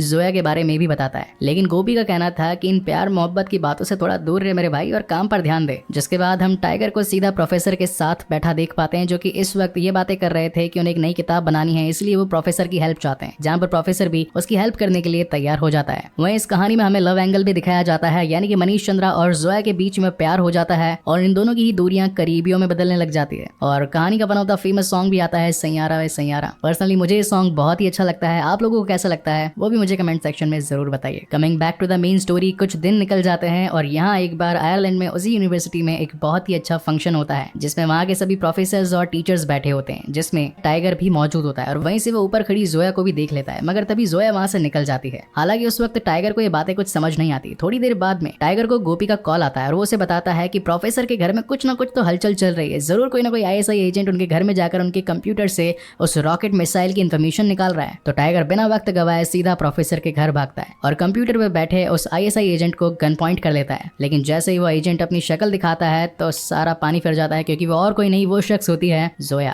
अब टाइगर के पास सिर्फ दो ही ऑप्शन थे, या तो वो उसे जान से मार दे या फिर उस इन्फॉर्मेशन को सीक्रेटली पीसी में से निकाल कर अपने पास सुरक्षित रख ले। इन दोनों के बीच में हार्ड कन्वर्सेशन होती है और थोड़ी देर बाद में हमें गोली चलने की आवाज आती है। जिसके बाद सीन शिफ्ट होता है इंडिया में और ये पता चलता है कि आयरलैंड में एक आईएसआई एजेंट को जान से मार दिया गया है। इस बार शेनॉय सर टाइगर के अपने पुराने मिशन से काफी ज्यादा खुश थे, क्योंकि अगर वो खास इन्फॉर्मेशन पाकिस्तान के हाथ लग जाती तो वो इंडिया के लिए एक बहुत बड़ा खतरा हो सकती थी। टाइगर को कांग्रेचुलेट करने के साथ साथ वो उसे एक और मिशन ऑफर करते हैं, मगर इस बार टाइगर उन्हें खुद से ही मना कर देता है और कहता है कि सर अब काम कर करके मैं थोड़ा थक चुका हूँ, थोड़ा गैप लेना चाहता हूँ, रेस्ट करना चाहता हूँ। एक काम कीजिए, आप मुझे कुछ दिनों के लिए डेस्क जॉब दे दीजिए। अपने इन 12 सालों की जर्नी में जिस इंसान ने कभी भी एक टेबल पर बैठकर काम नहीं किया था और आए दिन अपने नए मिशंस पर ध्यान दिया था, वो आज खुद से कह रहा था कि मुझे डेस्क जॉब चाहिए। इन बातों से ये साफ पता लग रहा था कि कहीं ना कहीं टाइगर का दिल टूटा है। हमेशा सर झुकाकर चलना, बस सिर्फ और सिर्फ अपने काम पर ध्यान देना, ना ही किसी से बातचीत करना और ना ही किसी नए मिशन के लिए हामी भरना, ये सब कुछ अब टाइगर की जिंदगी का एक पार्ट बन चुका था। वहीं टाइगर को अपने कलीग बग्गा जी से पता चलता है कि इस्तांबुल में यूएन की एक मीटिंग होने वाली है, जहां पर सभी फॉरेन मिनिस्टर्स अपने अपने एजेंट्स के साथ आएंगे। खैर अब क्योंकि टाइगर ने एक डेस्क जॉब ले ली थी, इसीलिए उसे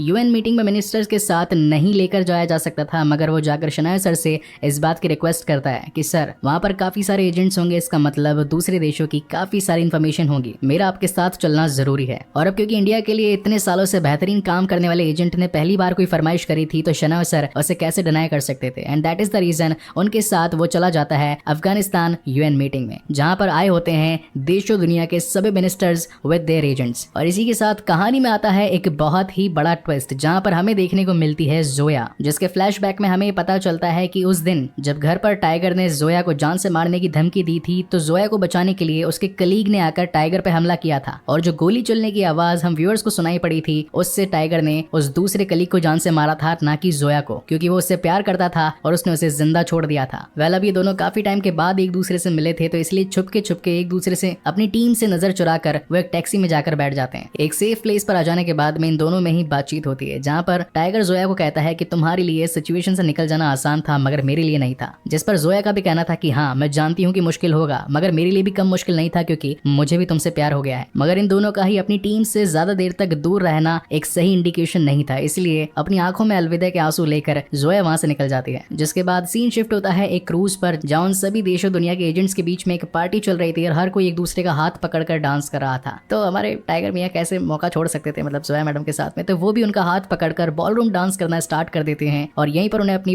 पास्ट की कुछ यादें भी आती हैं। ये वो वक्त था जब इन दोनों ने आपस में एक दूसरे के साथ एक क्वालिटी टाइम स्पेंड किया था और वैसा ही कुछ इस बार भी हो रहा था। इसी दरमियान टाइगर जोया को कहता है कि क्यों ना हम भाग चले यहाँ से, क्योंकि अगर हमारे देश के लिए सेवा करते रह जाएंगे, बुढ़े हो जाएंगे तो फिर बाद में भागा नहीं जाएगा, तो क्यों ना अभी भाग चले। वेल ये काफी फनी सीन था। खैर जोया भी इस बात पर एग्री हो जाती है और नेक्स्ट डे ये दोनों अपने ही प्लान के मुताबिक अपनी कंट्री से दगा करके भाग जाते हैं। एक अच्छे से यॉट में बैठकर सबसे पहले तो इस्तांबुल से निकलने की कोशिश करते हैं और इसी के साथ साथ अपने सेलफोन्स को भी पानी में फेंक देते हैं ताकि कोई इन्हें ट्रैक ना कर पाए। उसके बाद नकली पासपोर्ट बनवा कर वहां से बाहर निकलने की कोशिश करते हैं। अब काफी दिन बीत चुके होते हैं, ना ही पाकिस्तान में ISI की एजेंट जोया की कोई खबर होती है और ना ही इंडिया में टाइगर यानी कि रॉ एजेंट की कोई खबर होती है। वहीं एक दिन शनाया का एक एजेंट आकर उन्हें बताता है कि कुछ ही घंटों पहले टाइगर के अकाउंट से कुछ डॉलर्स निकाले गए हैं, जिनको अगर इंडियन करेंसी में कन्वर्ट किया जाए तो वो होते हैं करीब 23 लाख। इस अमाउंट को सुनकर शनाया समझ जाता है कि टाइगर को किसी ने किडनैप नहीं किया, वो तो खुद की मर्जी से गायब हुआ है, क्योंकि अभी तक इन दोनों देशों को लग रहा था कि इनके पर्सनल एजेंट्स को किसी ने किडनैप कर लिया है, मगर अब इनके बात समझ में आती है कि ये दोनों खुद की मर्जी से भागे हैं। अब जहां एक तरफ पाकिस्तान को ये डर था कि हमारा एजेंट इंडिया की टीम के साथ कोई इन्फॉर्मेशन शेयर ना कर दे, वहीं इंडिया की टीम को ये डर था कि कहीं इंडिया वाला एजेंट पाकिस्तान को कुछ इंपॉर्टेंट इन्फॉर्मेशन शेयर ना कर दे। इसीलिए अब ये दोनों ही देश अपने ही एजेंट्स को जान से मारने के पीछे उतारू हो चुके थे। वहीं ये दोनों एजेंट्स अपना रूप बदल कर वहां से भी बाहर निकल के भाग जाने की कोशिश करते हैं और पहुंच जाते हैं क्यूबा के ही एक शहर हवाना में, जहां पर काफी सारी कलरफुल लोकेशंस, बेस्ट सिनेमेटोग्राफी और लापता सॉन्ग आता है। देखा जाए तो इन दोनों ने ही अपनी एक नई जिंदगी की शुरुआत कर ली थी, मगर एक दिन यूं ही मार्केट में शॉपिंग करते वक्त कुछ गुंडे उन्हें परेशान करने लगते हैं और छीना झपटी करते वक्त उनका हाथ जोया पर लग जाता है। अब सलमान भाई को तो गुस्सा आएगा ही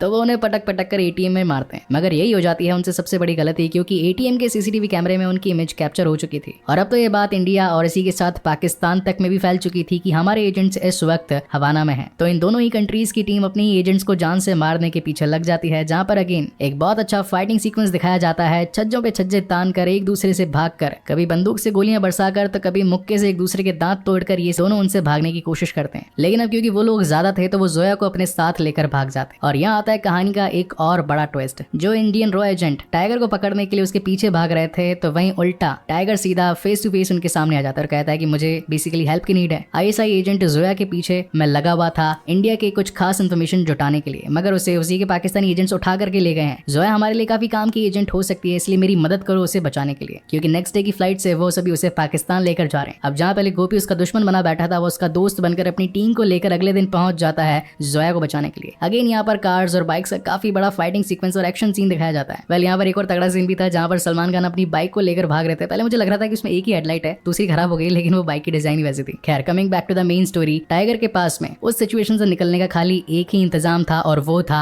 बाय प्लेन। अब क्योंकि रॉ एजेंट है, मतलब दोनों देशों के तगड़े वाले, तो हर कुछ चलाना आता है इनको, बाइक, ट्रेन, कार, प्लेन। तो जोया मैडम प्लेन को स्टार्ट करके आगे निकलती है, जहाँ पर टाइगर का कहना था कि मैं पीछे पीछे आ रहा हूँ, और वो अपनी बाइक लेकर भागते हैं, जबकि पीछे से गोली चला देता है गोपी। हालांकि वो चाहता तो उसे जान से भी मार सकता था, यानी कि सर पे गोली चला सकता था, बट उसने उसके कंधे पर शूट किया। लेकिन अब कहानी के प्रोटैगनिस्ट है मतलब सलमान भाई, टाइगर जी, कहानी का अगला सीक्वल भी बनाना है, तो डेथ कैसे हो सकती है। तो यहाँ पर अपनी बाइक की फुल स्पीड करके टाइगर जी कूद पड़ते हैं बाइक से सीधा प्लेन में और अपने आप की जान बचाकर ये दोनों ही उस देश से हवा हवाई हो जाते हैं। जिसके बाद इन दोनों ही देशों ने साथ मिलकर किस चीज पर काम किया, सिर्फ इन एजेंट्स को पकड़ने के पीछे। अब देशों दुनिया में कई बार कई अलग अलग जगहों पर इनकी फोटोज देखी जाती है, मगर ये कभी पकड़ में नहीं आते। कहानी के एंड में हम शनॉय सर और टाइगर की बातचीत देख पाते हैं और यहाँ में फर्स्ट टाइम मूवी में टाइगर का नाम पता चलता है, जो कि था अविनाश सिंह राठौड़। शनॉय सर का कहना था कि दुश्मन से दोस्ती करना बहुत भारी पड़ेगा, जिस पर टाइगर का कहना था कि सर वो दुश्मन था या दोस्त, जब मैं उससे पहली बार मिला तब मुझे इन दोनों के बीच का फर्क नहीं पता था, और जब तक फर्क पता चला तब तक प्यार हो चुका था। और सर आप ही ने तो कहा है कि आप उस अफसोस के साथ जिंदगी में जीते हुए आज तक परेशान है, तो अगर मैं भी आपकी तरह लाइफ चुनता तो मैं भी इस एज तक आते आते आप ही की तरह परेशान रहता। मगर मेरा आपसे वादा है, जिस दिन देश में ISI और रॉ की जरूरत नहीं होगी, हम लोग वापस लौट आएंगे। और इसी तगड़े सस्पेंस के साथ ये शानदार कहानी यहीं पर खत्म होती है। सो गाइस, आपको ये वीडियो कैसा लगा प्लीज मुझे लाइक और कमेंट करके जरूर बताइएगा। और इसी के साथ साथ दो इंपॉर्टेंट चीजें जो मैं आप लोगों के साथ शेयर करना चाहता हूँ। नंबर 1, ये चैनल कभी भी उड़ सकता है क्योंकि YRF की तरह से ये मूवी बनाई गई थी, तो बाकी अदर चैनल्स को सब्सक्राइब कर लेना, इंस्टाग्राम पर फॉलो कर लेना, ताकि अगर नया चैनल बनाऊं तो वहां पर आपको इन्फॉर्मेशन मिल जाए कि नया चैनल कौन सा बनाया। And second important thing is that India में सबसे बड़ा एनीमे सीरीज एक्सप्लेनेशन का चैनल भी हमारा ही है, जहां पर हमने काफी बेहतरीन सीरीज को उठाकर एक्सप्लेन किया है, जैसे कि होरीमिया, साइबरपंक, शिकिमोरी और चैनसो मैन। उस चैनल को भी जरूर चेकआउट कीजिएगा, क्योंकि वहां पर भी डेली वीडियोज आती हैं, वो भी वीडियो क्लिप्स के साथ, जो कि इंडिया में अभी तक कोई भी चैनल नहीं कर रहा है। तो अगर काम पसंद आए, वीडियो अच्छा लगे, तो जरूर लाइक शेयर कमेंट कीजिए, और अगर पहली बार चैनल पर आए हैं तो इसे सब्सक्राइब जरूर कीजिएगा। And again guys, thank you very much for watching this video. मिलते हैं अगले वीडियो में।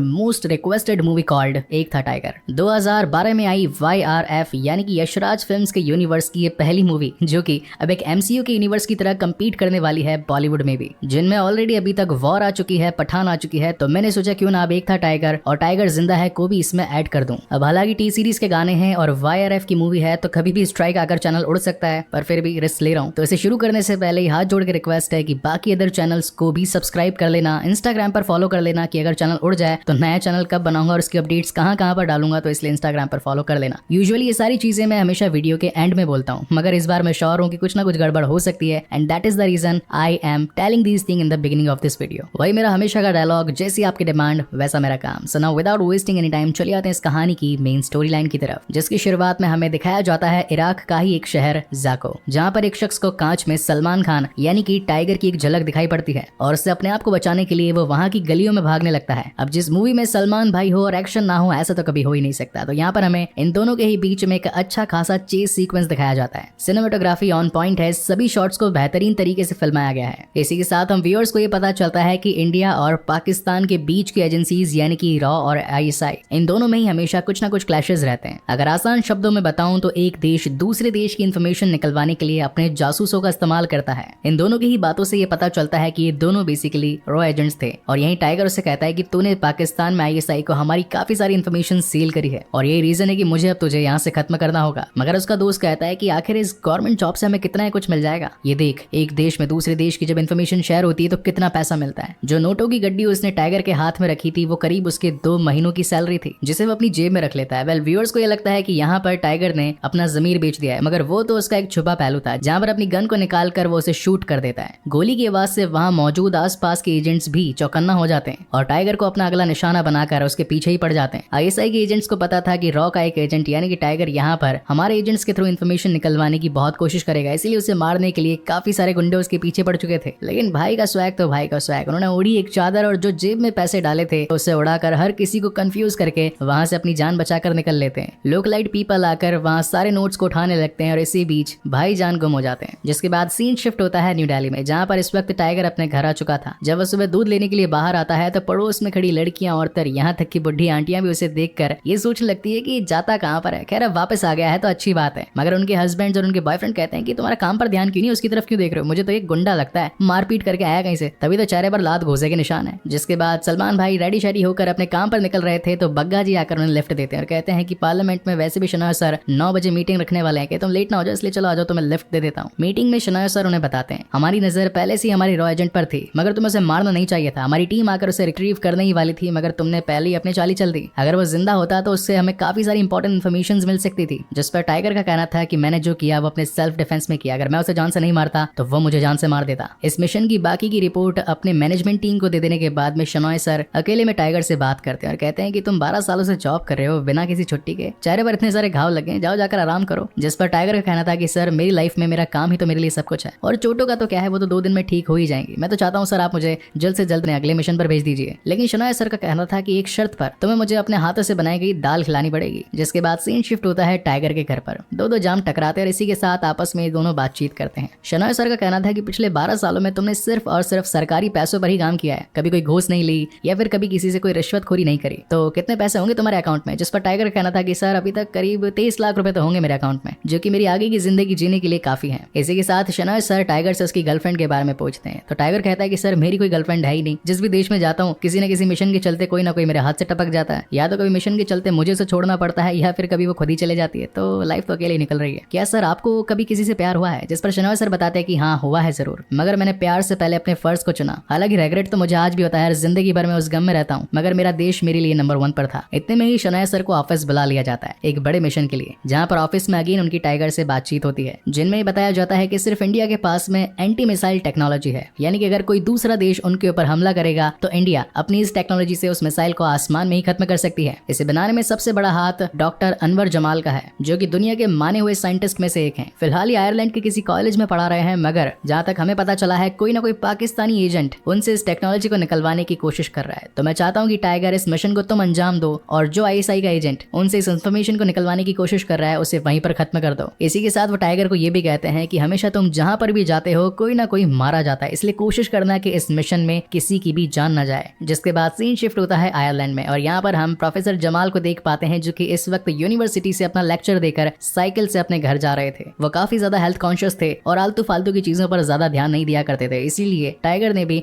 अपने आप को साइकिल पर बैठाकर उनका पीछा करना शुरू कर दिया। वो उनसे बातचीत करना चाहता था मगर प्रोफेसर इस वक्त बिजी थे और किसी से भी बातचीत नहीं करना चाहते थे, इसलिए उन्होंने अपने घर में भी एंट्री नहीं दी। मगर एजेंट्स का काम तो होता ही है कुछ ना कुछ खोज खबर करके इन्फॉर्मेशन को निकलवा लेना, इसीलिए वो चुपके से उनके घर में एंट्री कर लेता है। तभी उसे एक लड़की दिखाई पड़ती है जो कि कानों में हेडफोन लगाकर डांस कर रहे थे, मगर घर में किसी के आ जाने की आहट से वो चौकन्नी हो जाती है और आकर पूछती कि तुम हो कौन और बिना इजाजत के अंदर कैसे आ गए। जिसे देखकर टाइगर को क्लिक होता है कि मुझे शेनाव सर ने बताया था कि प्रोफेसर के घर में एक लड़की भी है जो कि उनके घर में सफाई करने का काम करती है, जिसका नाम जोया है। लेकिन रात को जब अपना काम खत्म करके वापस से अपने हॉस्टल की ओर जा रही थी तो वो वहीं बाहर की सीट पर टाइगर को बैठा देख पाती है। तो वो सोचती है कि आखिर तुम गए क्यों नहीं, मैंने तो तुम्हें सुबह घर से बाहर निकाला था। जिस पर टाइगर का कहना था कि मैं एक राइटर हूँ और मैं किताब लिखना चाहता हूँ जिसमें मुझे प्रोफेसर की नीड है, इसलिए अगर तुम मुझे उनसे मिलवा दोगी तो भगवान तुम्हारा भला करेगा। जोया को लगता है कि वो सीधा साधा इंसान है और उसकी मदद कर देनी चाहिए, जिस पर वो उसका नाम पूछती है तो टाइगर अपना नाम मनीष चंद्रा बताता है। अब क्योंकि मनीष आयरलैंड में बिल्कुल नया था, उसे रहने की कोई जगह पता नहीं थी, तो जोया उसे अलग अलग होटल्स में लेकर जाती है। लेकिन जोया को देखकर उसे इंटरनली कुछ फीलिंग्स आने लगी थी, ऐसा लग रहा था कि उसे प्यार हो गया है, इसलिए वो उसके साथ ज्यादा समय बिताना चाहता था और हर किसी होटल में जाकर सिर्फ ये बताता है कि यहाँ तो रूम है ही नहीं, यहाँ तो रूम है ही नहीं, क्या मैं आपके हॉस्टल में रुक सकता हूँ। जिसके बाद वो उसके लिए खाना पकाता है, उसके बारे में पूछता है और इन्फॉर्मेशन निकलवाता है। मगर इसी बीच हमारे बेचारे टाइगर जी अपना दिल दे बैठते हैं। क्या आपने भी कभी किसी को अपना दिल दिया है? अगर दिया है तो प्लीज मुझे कमेंट सेक्शन में जरूर बताइएगा। जिसके बाद सीन शिफ्ट होता है नेक्स्ट डे और यहाँ पर मनीष चंद्रा यानी कि रो एजेंट अपने इस मिशन में आए कलीग से मुलाकात करते हैं जिसका नाम होता है गोपी। यहाँ व्यूअर्स को ये भी पता चलता है कि ये गोपी ही होता है हर बार हर मिशन में टाइगर के साथ, जो कि उसके खर्चों को उठाता है। इस बार इंडिया का बजट थोड़ा टाइट था, इसीलिए गोपी टाइगर से कहता है कि इस मिशन को जितना जल्दी हो सके फटाफट निपटा दो क्योंकि पैसों की तंगी हो जाएगी नहीं तो। अब क्योंकि ये दोनों आपस में एक दूसरे को काफी सालों से जानते थे तो यहाँ टाइगर गोपी को अपनी नई गर्लफ्रेंड यानी कि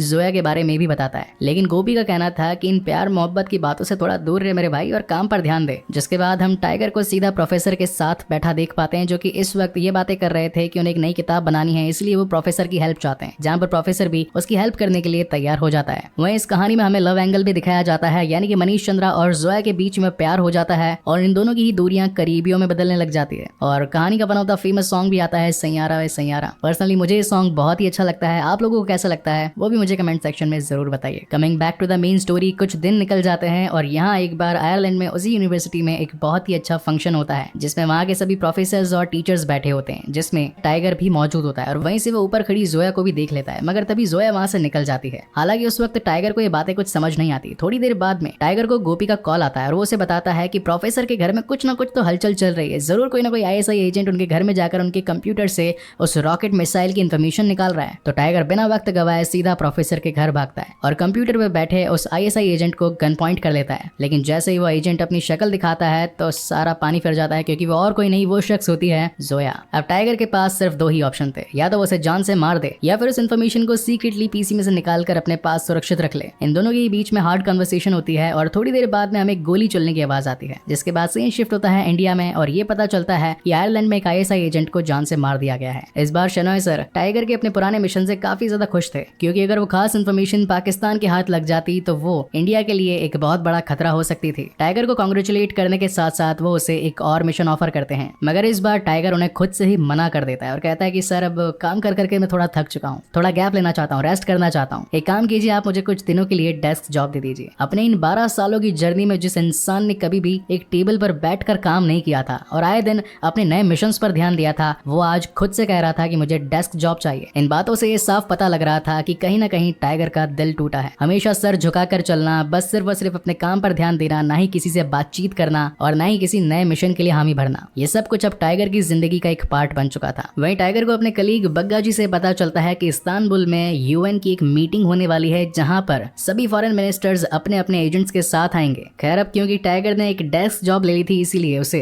यूएन मीटिंग में मिनिस्टर्स के साथ नहीं लेकर जाया जा सकता था, मगर वो जाकर शनाया सर से इस बात की रिक्वेस्ट करता है कि सर वहां पर काफी सारे एजेंट्स होंगे, इसका मतलब दूसरे देशों की काफी सारी इन्फॉर्मेशन होगी, मेरा आपके साथ चलना जरूरी है। और अब क्योंकि इंडिया के लिए इतने सालों से बेहतरीन काम करने वाले एजेंट ने पहली बार कोई फरमाइश करी थी तो शनाया सर उसे कैसे डिनाई कर सकते थे, and that is the reason उनके साथ वो चला जाता है अफगानिस्तान यूएन मीटिंग में, जहां पर आए होते हैं देशों दुनिया के सभी मिनिस्टर्स विद देयर एजेंट्स। और इसी के साथ कहानी में आता है एक बहुत ही बड़ा ट्विस्ट, जहां पर हमें देखने को मिलती है जोया, जिसके फ्लैशबैक में हमें पता पता चलता है कि उस दिन जब घर पर टाइगर ने जोया को जान से मारने की धमकी दी थी तो जोया को बचाने के लिए उसके कलीग ने आकर टाइगर पे हमला किया था और जो गोली चलने की आवाज हम व्यूअर्स को सुनाई पड़ी थी उससे टाइगर ने उस दूसरे कलीग को जान से मारा था, ना कि जोया को, क्योंकि वो उससे प्यार करता था और उसने उसे जिंदा छोड़ दिया था। वेल अब ये दोनों काफी टाइम के बाद एक दूसरे से मिले थे तो इसलिए छुपके छुपके एक दूसरे से अपनी टीम से नजर चुराकर वो एक टैक्सी में जाकर बैठ जाते हैं। एक सेफ प्लेस पर आ जाने के बाद में इन दोनों में ही बातचीत होती है, जहाँ पर टाइगर जोया को कहता है कि तुम्हारे लिए सिचुएशन से निकल जाना आसान था मगर मेरे लिए नहीं था, जिस पर जोया का भी कहना था कि हाँ मैं जानती हूँ कि मुश्किल होगा मगर मेरे लिए भी कम मुश्किल नहीं था क्योंकि मुझे भी तुमसे प्यार हो गया है। मगर इन दोनों का ही अपनी टीम से ज्यादा देर तक दूर रहना एक सही इंडिकेशन नहीं था, इसलिए अपनी आंखों में अलविदा के आंसू लेकर जोया वहां से निकल जाती है। जिसके बाद सीन शिफ्ट होता है एक क्रूज पर, जहां उन सभी देशों दुनिया के एजेंट्स के बीच में एक पार्टी चल रही थी और हर कोई एक दूसरे का हाथ पकड़कर डांस कर रहा था। तो हमारे टाइगर मियां कैसे मौका छोड़ सकते थे, मतलब जोया मैडम के साथ में, तो वो भी उनका हाथ पकड़कर बॉलरूम डांस करना स्टार्ट कर देते हैं और यहीं पर उन्हें अपनी पास्ट की कुछ यादें भी आती हैं। ये वो वक्त था जब इन दोनों ने आपस में एक दूसरे के साथ एक क्वालिटी टाइम स्पेंड किया था और वैसा ही कुछ इस बार भी हो रहा था। इसी दरमियान टाइगर जोया को कहता है कि क्यों ना हम भाग चले यहाँ से, क्योंकि अगर हमारे देश के लिए सेवा करते रह जाएंगे, बुढ़े हो जाएंगे तो फिर बाद में भागा नहीं जाएगा, तो क्यों ना अभी भाग चले। वेल ये काफी फनी सीन था। खैर जोया भी इस बात पर एग्री हो जाती है और नेक्स्ट डे ये दोनों अपने ही प्लान के मुताबिक अपनी कंट्री से दगा करके भाग जाते हैं। एक अच्छे से यॉर्ड में बैठकर सबसे पहले तो इस्तांबुल से निकलने की कोशिश करते हैं और इसी के साथ साथ अपने सेलफोन्स को भी पानी में फेंक देते हैं ताकि कोई इन्हें ट्रैक ना कर पाए। उसके बाद नकली पासपोर्ट बनवा कर वहां से बाहर निकलने की कोशिश करते हैं। अब काफी दिन बीत चुके होते हैं, ना ही पाकिस्तान में ISI की एजेंट जोया की कोई खबर होती है और ना ही इंडिया में टाइगर यानी कि हीरो एजेंट की कोई खबर होती है। वहीं एक दिन शनाया का एक एजेंट आकर उन्हें बताता है कि कुछ ही घंटों पहले टाइगर के अकाउंट से कुछ डॉलर्स निकाले गए हैं, जिनको अगर इंडियन करेंसी में कन्वर्ट किया जाए तो वो होते हैं करीब 23 लाख। इस अमाउंट को सुनकर शनाया समझ जाता है कि टाइगर को किसी ने किडनैप नहीं किया, वो तो खुद की मर्जी से गायब हुआ है, क्योंकि अभी तक इन दोनों देशों को लग रहा था कि इनके पर्सनल एजेंट्स को किसी ने किडनैप कर लिया है, मगर अब इनके बात समझ में आती है कि ये दोनों खुद की मर्जी से भागे हैं। अब जहाँ एक तरफ पाकिस्तान को ये डर था कि हमारा एजेंट इंडिया की टीम के साथ कोई इन्फॉर्मेशन शेयर ना कर दे, वहीं इंडिया की टीम को ये डर था कि कहीं इंडिया वाला एजेंट पाकिस्तान को कुछ इंपॉर्टेंट इन्फॉर्मेशन शेयर ना कर दे। इसीलिए अब ये दोनों ही देश अपने ही एजेंट्स को जान से मारने के पीछे उतारू हो चुके थे। वहीं ये दोनों एजेंट्स अपना रूप बदल कर वहां से भी बाहर निकल के भाग जाने की कोशिश करते हैं और पहुंच जाते हैं क्यूबा के ही एक शहर हवाना में, जहां पर काफी सारी कलरफुल लोकेशंस, बेस्ट सिनेमेटोग्राफी और लापता सॉन्ग आता है। देखा जाए तो इन दोनों ने ही अपनी एक नई जिंदगी की शुरुआत कर ली थी, मगर एक दिन यूं ही मार्केट में शॉपिंग करते वक्त कुछ गुंडे उन्हें परेशान करने लगते हैं और छीना झपटी करते वक्त उनका हाथ जोया पर लग जाता है। अब सलमान भाई को तो गुस्सा आएगा ही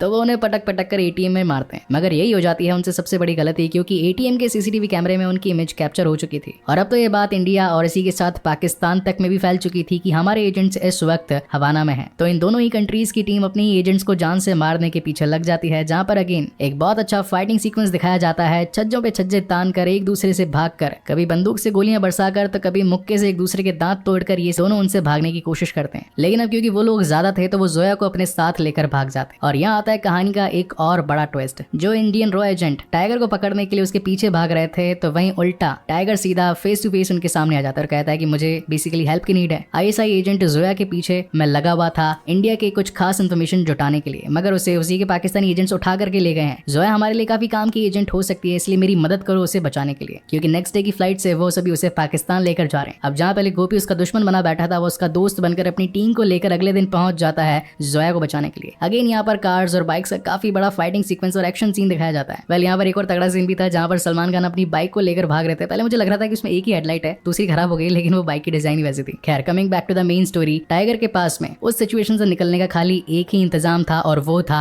बाय प्लेन। अब क्योंकि रॉ एजेंट है, मतलब दोनों देशों के तगड़े वाले, तो हर कुछ चलाना आता है इनको, बाइक, ट्रेन, कार, प्लेन। तो जोया मैडम प्लेन को स्टार्ट करके आगे निकलती है, जहाँ पर टाइगर का कहना था कि मैं पीछे पीछे आ रहा हूँ, और वो अपनी बाइक लेकर भागते हैं, जबकि पीछे से गोली चला देता है गोपी। हालांकि वो चाहता तो उसे जान से भी मार सकता था, यानी कि सर पे गोली चला सकता था, बट उसने उसके कंधे पर शूट किया। लेकिन अब कहानी के प्रोटैगनिस्ट है मतलब सलमान भाई, टाइगर जी, कहानी का अगला सीक्वल भी बनाना है, तो डेथ कैसे हो सकती है। तो यहाँ पर अपनी बाइक की फुल स्पीड करके टाइगर जी कूद पड़ते हैं बाइक से सीधा प्लेन में और अपने आप की जान बचाकर ये दोनों ही उस देश से हवा हवाई हो जाते हैं। जिसके बाद इन दोनों ही देशों ने साथ मिलकर किस चीज पर काम किया, सिर्फ इन एजेंट्स को पकड़ने के पीछे। अब देशों दुनिया में कई बार कई अलग अलग जगहों पर इनकी फोटोज देखी जाती है, मगर ये कभी पकड़ में नहीं आते। कहानी के एंड में हम शनॉय सर और टाइगर की बातचीत देख पाते हैं और यहाँ में फर्स्ट टाइम मूवी में टाइगर का नाम पता चलता है, जो कि था अविनाश सिंह राठौड़। शनॉय सर का कहना था कि दुश्मन से दोस्ती करना बहुत भारी पड़ेगा, जिस पर टाइगर का कहना था कि सर वो दुश्मन था या दोस्त, जब मैं उससे पहली बार मिला तब मुझे इन दोनों के बीच का फर्क नहीं पता था और जब तक फर्क पता चला तब तक प्यार हो चुका था। और सर आप ही ने तो कहा है कि आप उस अफसोस के साथ जिंदगी में जीते हुए आज तक परेशान है, तो अगर मैं भी आपकी तरह लाइफ चुनता तो मैं भी इस एज तक आते आते आप ही की तरह परेशान रहता। मगर मेरा आपसे वादा है जिस दिन देश में ISI और रॉ की जरूरत नहीं होगी हम लोग वापस लौट आएंगे। और इसी तगड़े सस्पेंस के साथ ये शानदार कहानी यहीं पर खत्म होती है। सो गाइस आपको ये वीडियो कैसा लगा प्लीज मुझे लाइक और कमेंट करके जरूर बताइएगा। और इसी के साथ साथ दो इंपॉर्टेंट चीजें जो मैं आप लोगों के साथ शेयर करना चाहता हूँ। नंबर 1, ये चैनल कभी भी उड़ सकता है क्योंकि YRF की तरह से ये मूवी बनाई गई थी, तो बाकी अदर चैनल्स को सब्सक्राइब कर लेना, इंस्टाग्राम पर फॉलो कर लेना, ताकि अगर नया चैनल बनाऊं तो वहां पर आपको इन्फॉर्मेशन मिल जाए कि नया चैनल कौन सा बनाया। And second important thing is that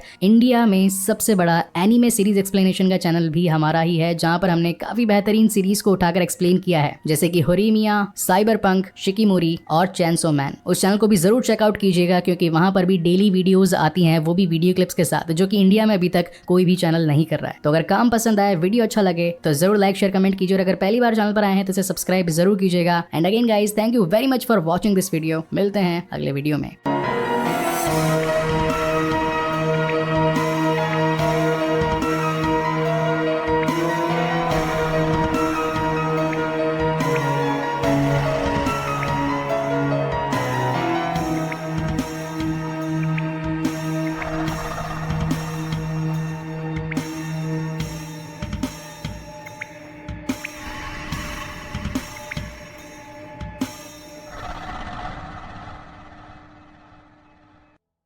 most requested movie called एक था टाइगर 2012 में आई YRF यानी कि यशराज फिल्म्स के यूनिवर्स की ये पहली मूवी जो कि अब एक MCU के यूनिवर्स की तरह compete करने वाली है बॉलीवुड में भी, जिनमें ऑलरेडी अभी तक वॉर आ चुकी है, पठान आ चुकी है। तो मैंने सोचा क्यों ना अब एक था टाइगर और टाइगर जिंदा है को भी इसमें ऐड कर दूं। अब हालांकि T सीरीज के गाने हैं और YRF की मूवी है तो कभी भी स्ट्राइक आकर चैनल उड़ सकता है, पर फिर भी रिस्क ले रहा हूँ। तो इसे शुरू करने से पहले हाथ जोड़ के रिक्वेस्ट है कि बाकी अदर चैनल्स को भी सब्सक्राइब कर लेना, इंस्टाग्राम पर फॉलो कर लेना कि अगर चैनल उड़ जाए तो नया चैनल कब बनाऊंगा और उसकी अपडेट्स कहां पर डालूंगा, तो इसलिए इंस्टाग्राम पर फॉलो कर लेना। यूजुअली ये सारी चीजें मैं हमेशा वीडियो के एंड में बोलता हूं, मगर इस बार मैं श्योर हूं कि कुछ ना कुछ गड़बड़ हो सकती है and that is the reason I am telling these thing in the beginning of this video. वही मेरा हमेशा का डायलॉग, जैसी आपकी डिमांड वैसा मेरा काम। So now without wasting any time चलिए आते हैं इस कहानी की मेन स्टोरी लाइन की तरफ, जिसकी शुरुआत में हमें दिखाया जाता है इराक का ही एक शहर जाको, जहाँ पर एक शख्स को कांच में सलमान खान यानी कि टाइगर की एक झलक दिखाई पड़ती है और उससे अपने आप को बचाने के लिए वो वहाँ की गलियों में भागने लगता है। अब जिस मूवी में सलमान भाई हो और एक्शन ना हो ऐसा तो कभी हो ही नहीं सकता, तो यहाँ पर हमें इन दोनों के ही बीच में एक अच्छा खासा चेस सीक्वेंस दिखाया जाता है। सिनेमेटोग्राफी ऑन पॉइंट है, सभी शॉट्स को बेहतरीन तरीके से फिल्माया गया है। इसी के साथ हम व्यूअर्स को ये पता चलता है कि इंडिया और पाकिस्तान के बीच की एजेंसीज यानी कि रॉ और ISI, इन दोनों में ही हमेशा कुछ ना कुछ क्लैशेस रहते हैं। अगर आसान शब्दों में बताऊं तो एक देश दूसरे देश की इंफॉर्मेशन निकलवाने के लिए अपने जासूसों का इस्तेमाल करता है। इन दोनों की ही बातों से ये पता चलता है कि ये दोनों बेसिकली रॉ एजेंट्स थे और यही टाइगर उससे कहता है कि तूने पाकिस्तान में ISI को हमारी काफी सारी इंफॉर्मेशन सील करी है और यही रीजन है कि मुझे अब तुझे यहाँ से खत्म करना होगा। मगर उसका दोस्त कहता है कि आखिर इस गवर्नमेंट जॉब से हमें कितना ही कुछ मिल जाएगा, ये देख एक देश में दूसरे देश की जब इन्फॉर्मेशन शेयर होती है तो कितना पैसा मिलता है। जो नोटों की गड्डी उसने टाइगर के हाथ में रखी थी वो करीब उसके 2 महीनों की सैलरी थी, जिसे वो अपनी जेब में रख लेता है। वेल व्यूअर्स को ये लगता है कि यहाँ पर टाइगर ने अपना जमीर बेच दिया है, मगर वो तो उसका एक छुपा पहलू था जहाँ पर अपनी गन को निकाल कर वो उसे शूट कर देता है। गोली की आवाज से वहाँ मौजूद आसपास के एजेंट्स भी चौकन्ना हो जाते हैं और टाइगर को अपना अगला निशाना बनाकर उसके पीछे ही पड़ जाते हैं। ISI के एजेंट्स को पता था कि रॉ का एक एजेंट यानी कि टाइगर यहाँ पर हमारे एजेंट्स के थ्रू इन्फॉर्मेशन निकलवाने की बहुत कोशिश करेगा, इसलिए उसे मारने के लिए काफी सारे गुंडे उसके पीछे पड़ चुके थे। लेकिन भाई का स्वैग तो भाई का स्वैग, उन्होंने उड़ी एक चादर और जो जेब में पैसे डाले थे उसे उड़ाकर हर किसी को कंफ्यूज करके वहां से अपनी जान बचाकर निकल लेते हैं। लोकलाइट पीपल आकर वहां सारे नोट्स को उठाने लगते हैं और इसी बीच भाई जान गुम हो जाते हैं। जिसके बाद सीन शिफ्ट होता है न्यू दिल्ली में, जहाँ पर इस वक्त टाइगर अपने घर आ चुका था। जब वह सुबह दूध लेने के लिए बाहर आता है तो पड़ोस में खड़ी लड़कियां, औरतें, यहाँ तक की बुढ़ी आंटियां भी उसे देखकर ये सोचने लगती है कि जाता कहाँ पर है। खैर अब वापस आ गया है तो अच्छी बात है, मगर उनके हस्बैंड और उनके बॉयफ्रेंड कहते हैं कि तुम्हारा काम पर ध्यान क्यों नहीं, उसकी तरफ क्यों देख रहे हो, मुझे तो एक गुंडा लगता है, मारपीट करके आया कहीं से, तभी तो चेहरे पर लात घोसे के निशान है। जिसके बाद सलमान भाई रेडी शेडी होकर अपने काम पर निकल रहे थे तो बग्गा जी आकर उन्हें लिफ्ट देते हैं और कहते हैं कि पार्लियामेंट में वैसे भी शनाया सर 9 बजे मीटिंग रखने वाले हैं कि तुम लेट ना हो जाओ, इसलिए चलो आ जाओ, तुम्हें लिफ्ट दे देता हूँ। मीटिंग में शनाया सर उन्हें बताते हैं हमारी नजर पहले से हमारी रॉ एजेंट पर थी, मगर तुम्हें उसे मारना नहीं चाहिए था, हमारी टीम आकर उसे रिट्रीव करने ही वाली थी, मगर तुमने पहले ही अपनी चाली चल दी। अगर वो जिंदा होता तो उससे हमें काफी सारी इंपॉर्टेंट इन्फॉर्मेशन मिल सकती थी। जिस पर टाइगर का कहना था कि मैंने जो किया वो अपने सेल्फ डिफेंस में किया, अगर मैं उसे जान से नहीं मारता तो वो मुझे जान से मार देता। इस मिशन की बाकी की रिपोर्ट अपने मैनेजमेंट टीम को दे देने के बाद में शनॉय सर अकेले में टाइगर से बात करते हैं और कहते हैं कि तुम 12 सालों से जॉब कर रहे हो बिना किसी छुट्टी के, चेहरे पर इतने सारे घाव लगे, जाओ जाकर आराम करो। जिस पर टाइगर का कहना था कि सर मेरी लाइफ में मेरा काम ही तो मेरे लिए सब कुछ है, और चोटों का तो क्या है, वो तो 2 दिन में ठीक हो ही जाएंगी। मैं तो चाहता हूँ सर आप मुझे जल्द से जल्द अगले मिशन पर भेज दीजिए। लेकिन शनॉय सर का कहना था कि एक शर्त पर, तुम्हें मुझे अपने हाथों से बनाई गई दाल खिलानी पड़ेगी। जिसके बाद सीन शिफ्ट होता है टाइगर के घर पर। दो जाम टकराते हैं और इसी के साथ आपस में दोनों बातचीत करते हैं। शनॉय सर का कहना था कि पिछले 12 सालों में तुमने सिर्फ और सिर्फ सरकारी पैसों पर ही काम किया है, कभी कोई घूस नहीं ली या फिर कभी किसी से कोई रिश्वतखोरी नहीं करी, तो कितने पैसे होंगे तुम्हारे अकाउंट में। जिस पर टाइगर का कहना था कि सर अभी तक करीब 23 लाख रुपए तो होंगे मेरे अकाउंट में, जो कि मेरी आगे की जिंदगी जीने के लिए काफी है। इसी के साथ शनॉय सर टाइगर से उसकी गर्लफ्रेंड के बारे में पूछते हैं। तो टाइगर कहता है कि सर मेरी कोई गर्लफ्रेंड है ही नहीं, जिस भी देश में जाता हूँ किसी न किसी मिशन के चलते कोई ना कोई मेरे हाथ से टपक जाता है, या तो कभी मिशन के चलते मुझे उसे छोड़ना पड़ता है या फिर कभी वो खुद ही चले जाती है, तो लाइफ तो अकेले निकल रही है। क्या सर आपको कभी किसी से प्यार हुआ है। जिस पर शनॉय सर बताते हैं कि हाँ हुआ है जरूर, मगर मैंने प्यार से पहले अपने फर्ज को चुना। हालांकि रेग्रेट तो मुझे आज भी होता है, जिंदगी भर में उस गम में रहता हूँ, मगर मेरा देश मेरे लिए नंबर 1 पर था। इतने में ही शनॉय सर को ऑफिस बुला लिया जाता है एक बड़े मिशन के लिए, जहाँ पर ऑफिस में अगेन उनकी टाइगर से बातचीत होती है, जिनमें बताया जाता है कि सिर्फ इंडिया के पास में एंटी मिसाइल टेक्नोलॉजी है, यानी कि अगर कोई दूसरा देश उनके ऊपर हमला करेगा तो इंडिया अपनी इस टेक्नोलॉजी से उस मिसाइल को आसमान में ही खत्म कर सकती है। इसे बनाने में सबसे बड़ा हाथ डॉक्टर अनवर जमाल का है, जो कि दुनिया के माने हुए साइंटिस्ट में से एक हैं। फिलहाल ये आयरलैंड के किसी कॉलेज में पढ़ा रहे हैं, मगर जहाँ तक हमें पता चला है कोई ना कोई पाकिस्तानी एजेंट उनसे इस टेक्नोलॉजी को निकलवाने की कोशिश कर रहा है। तो मैं चाहता हूँ कि टाइगर इस मिशन को तुम अंजाम दो, और जो आईएसआई का एजेंट उनसे इस इन्फॉर्मेशन को निकलवाने की कोशिश कर रहा है उसे वहीं पर खत्म कर दो। इसी के साथ वो टाइगर को ये भी कहते हैं कि हमेशा तुम जहाँ पर भी जाते हो कोई ना कोई मारा जाता है, इसलिए कोशिश करना कि इस मिशन में किसी की भी जान न जाए। जिसके बाद सीन शिफ्ट होता है आयरलैंड में, और यहाँ पर हम प्रोफेसर जमाल को देख पाते हैं, जो कि इस वक्त यूनिवर्सिटी से अपना लेक्चर देकर साइकिल से अपने घर जा रहे थे। वो काफी ज्यादा हेल्थ कॉन्शियस थे और आलतू फालतू की चीजों पर ज्यादा ध्यान नहीं दिया करते थे, इसीलिए टाइगर ने भी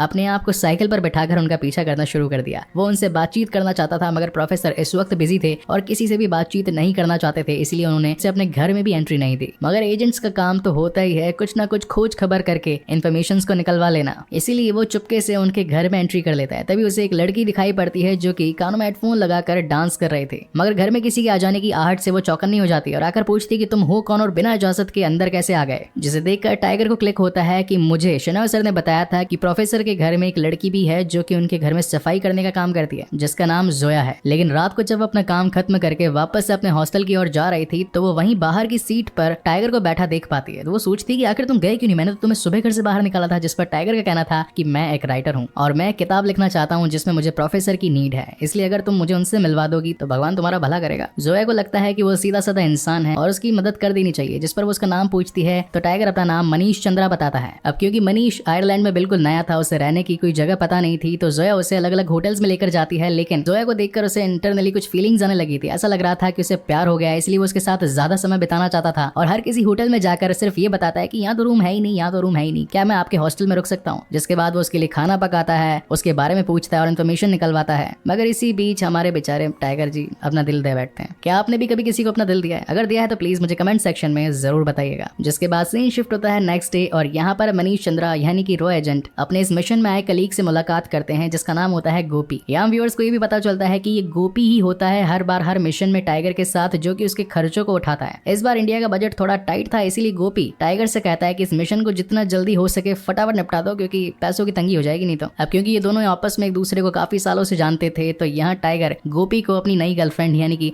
जोया के बारे में भी बताता है। लेकिन गोपी का कहना था कि इन प्यार मोहब्बत की बातों से थोड़ा दूर रहे मेरे भाई और काम पर ध्यान दे। जिसके बाद हम टाइगर को सीधा प्रोफेसर के साथ बैठा देख पाते हैं, जो कि इस वक्त ये बातें कर रहे थे कि उन्हें एक नई किताब बनानी है, इसलिए वो प्रोफेसर की हेल्प चाहते हैं, जहाँ पर प्रोफेसर भी उसकी हेल्प करने के लिए तैयार हो जाता है। वहीं इस कहानी में हमें लव एंगल भी दिखाया जाता है, यानी कि मनीष चंद्रा और जोया के बीच में प्यार हो जाता है और इन दोनों की ही दूरियां करीबियों में बदलने लग जाती है। और कहानी का बना हुआ फेमस सॉन्ग भी आता है सैयारा वे सैयारा। पर्सनली मुझे ये सॉन्ग बहुत ही अच्छा लगता है, आप लोगों को कैसा लगता है वो भी मुझे कमेंट सेक्शन में जरूर बताइए। Coming back to the main story, कुछ दिन निकल जाते हैं और यहाँ एक बार आयरलैंड में उसी यूनिवर्सिटी में एक बहुत ही अच्छा फंक्शन होता है, जिसमें वहाँ के सभी प्रोफेसर्स और टीचर्स बैठे होते हैं, जिसमें टाइगर भी मौजूद होता है और वहीं से वो ऊपर खड़ी जोया को भी देख लेता है। मगर तभी जोया वहाँ से निकल जाती है। हालांकि उस वक्त टाइगर को ये बातें कुछ समझ नहीं आती। थोड़ी देर बाद में टाइगर को गोपी का कॉल आता है और वो उसे बताता है कि प्रोफेसर के घर में कुछ ना कुछ तो हलचल चल रही है, जरूर कोई ना कोई आईएसआई एजेंट उनके घर में जाकर उनके कंप्यूटर से उस रॉकेट मिसाइल की इन्फॉर्मेशन निकाल रहा है। तो टाइगर बिना वक्त गवाए सीधा प्रोफेसर के घर भागता है और कंप्यूटर पे बैठे उस आईएसआई एजेंट को गन पॉइंट कर लेता है। लेकिन जैसे ही वो एजेंट अपनी शक्ल दिखाता है तो सारा पानी फिर जाता है, क्योंकि वो और कोई नहीं, वो शख्स होती है जोया।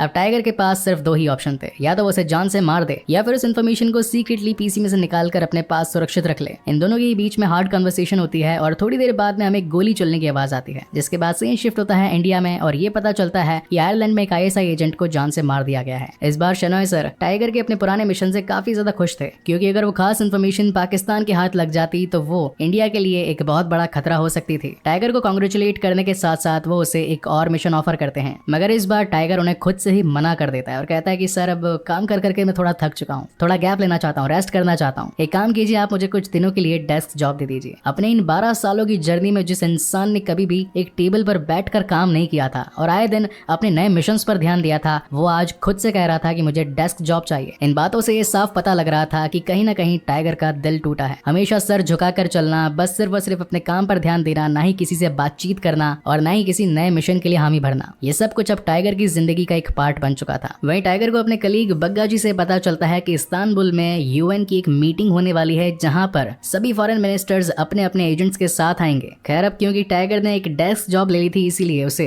यूएन मीटिंग में मिनिस्टर्स के साथ नहीं लेकर जाया जा सकता था, मगर वो जाकर शनाया सर से इस बात की रिक्वेस्ट करता है कि सर वहां पर काफी सारे एजेंट्स होंगे, इसका मतलब दूसरे देशों की काफी सारी इन्फॉर्मेशन होगी, मेरा आपके साथ चलना जरूरी है। और अब क्योंकि इंडिया के लिए इतने सालों से बेहतरीन काम करने वाले एजेंट ने पहली बार कोई फरमाइश करी थी, तो शनाया सर उसे कैसे डिनाई कर सकते थे। And that is the reason उनके साथ वो चला जाता है अफगानिस्तान यूएन मीटिंग में, जहां पर आए होते हैं देशों दुनिया के सभी मिनिस्टर्स विद देयर एजेंट्स। और इसी के साथ कहानी में आता है एक बहुत ही बड़ा ट्विस्ट, जहां पर हमें देखने को मिलती है जोया, जिसके फ्लैशबैक में हमें पता चलता है कि उस दिन जब घर पर टाइगर ने जोया को जान से मारने की धमकी दी थी, तो जोया को बचाने के लिए उसके कलीग ने आकर टाइगर पे हमला किया था, और जो गोली चलने की आवाज हम व्यूअर्स को सुनाई पड़ी थी, उससे टाइगर ने उस दूसरे कलीग को जान से मारा था, ना कि जोया को, क्योंकि वो उससे प्यार करता था और उसने उसे जिंदा छोड़ दिया था। वेल अब ये दोनों काफी टाइम के बाद एक दूसरे से मिले थे, तो इसलिए छुपके छुपके एक दूसरे से अपनी टीम से नजर चुराकर वो एक टैक्सी में जाकर बैठ जाते हैं। एक सेफ प्लेस पर आ जाने के बाद में इन दोनों में ही बातचीत होती है, जहां पर टाइगर जोया को कहता है कि तुम्हारे लिए सिचुएशन से निकल जाना आसान था, मगर मेरे लिए नहीं था। जिस पर जोया का भी कहना था कि हाँ मैं जानती हूँ कि मुश्किल होगा, मगर मेरे लिए भी कम मुश्किल नहीं था, क्योंकि मुझे भी तुमसे प्यार हो गया है। मगर इन दोनों का ही अपनी टीम से ज्यादा देर तक दूर रहना एक सही इंडिकेशन नहीं था, इसलिए अपनी आंखों में अलविदा के आंसू लेकर जोया वहां से निकल जाती है। जिसके बाद सीन शिफ्ट होता है एक क्रूज पर, जहां उन सभी देशों दुनिया के एजेंट्स के बीच में एक पार्टी चल रही थी और हर कोई एक दूसरे का हाथ पकड़कर डांस कर रहा था। तो हमारे टाइगर मियां कैसे मौका छोड़ सकते थे, मतलब जोया मैडम के साथ में, तो वो भी उनका हाथ पकड़कर बॉलरूम डांस करना स्टार्ट कर देते हैं और यहीं पर उन्हें अपनी पास्ट की कुछ यादें भी आती हैं। ये वो वक्त था जब इन दोनों ने आपस में एक दूसरे के साथ एक क्वालिटी टाइम स्पेंड किया था, और वैसा ही कुछ इस बार भी हो रहा था। इसी दरमियान टाइगर जोया को कहता है कि क्यों ना हम भाग चले यहाँ से, क्योंकि अगर हमारे देश के लिए सेवा करते रह जाएंगे, बुढ़े हो जाएंगे, तो फिर बाद में भागा नहीं जाएगा, तो क्यों ना अभी भाग चले। वेल ये काफी फनी सीन था। खैर जोया भी इस बात पर एग्री हो जाती है और नेक्स्ट डे ये दोनों अपने ही प्लान के मुताबिक अपनी कंट्री से दगा करके भाग जाते हैं। एक अच्छे से यॉट में बैठकर सबसे पहले तो इस्तांबुल से निकलने की कोशिश करते हैं और इसी के साथ साथ अपने सेलफोन्स को भी पानी में फेंक देते हैं ताकि कोई इन्हें ट्रैक ना कर पाए। उसके बाद नकली पासपोर्ट बनवा कर वहां से बाहर निकलने की कोशिश करते हैं। अब काफी दिन बीत चुके होते हैं, ना ही पाकिस्तान में आईएसआई की एजेंट जोया की कोई खबर होती है और ना ही इंडिया में टाइगर यानी कि हीरो एजेंट की कोई खबर होती है। वहीं एक दिन शनाया का एक एजेंट आकर उन्हें बताता है कि कुछ ही घंटों पहले टाइगर के अकाउंट से कुछ डॉलर्स निकाले गए हैं, जिनको अगर इंडियन करेंसी में कन्वर्ट किया जाए तो वो होते हैं करीब 23 लाख। इस अमाउंट को सुनकर शनाया समझ जाता है कि टाइगर को किसी ने किडनैप नहीं किया, वो तो खुद की मर्जी से गायब हुआ है, क्योंकि अभी तक इन दोनों देशों को लग रहा था कि इनके पर्सनल एजेंट्स को किसी ने किडनैप कर लिया है, मगर अब इनके बात समझ में आती है कि ये दोनों खुद की मर्जी से भागे हैं। अब जहां एक तरफ पाकिस्तान को ये डर था कि हमारा एजेंट इंडिया की टीम के साथ कोई इन्फॉर्मेशन शेयर ना कर दे, वहीं इंडिया की टीम को ये डर था कि कहीं इंडिया वाला एजेंट पाकिस्तान को कुछ इंपॉर्टेंट इन्फॉर्मेशन शेयर ना कर दे। इसीलिए अब ये दोनों ही देश अपने ही एजेंट्स को जान से मारने के पीछे उतारू हो चुके थे। वहीं ये दोनों एजेंट्स अपना रूप बदल कर वहां से भी बाहर निकल के भाग जाने की कोशिश करते हैं और पहुंच जाते हैं क्यूबा के ही एक शहर हवाना में, जहां पर काफी सारी कलरफुल लोकेशंस, बेस्ट सिनेमेटोग्राफी और लापता सॉन्ग आता है। देखा जाए तो इन दोनों ने ही अपनी एक नई जिंदगी की शुरुआत कर ली थी, मगर एक दिन यूं ही मार्केट में शॉपिंग करते वक्त कुछ गुंडे उन्हें परेशान करने लगते हैं और छीना झपटी करते वक्त उनका हाथ जोया पर लग जाता है। अब सलमान भाई को तो गुस्सा आएगा ही।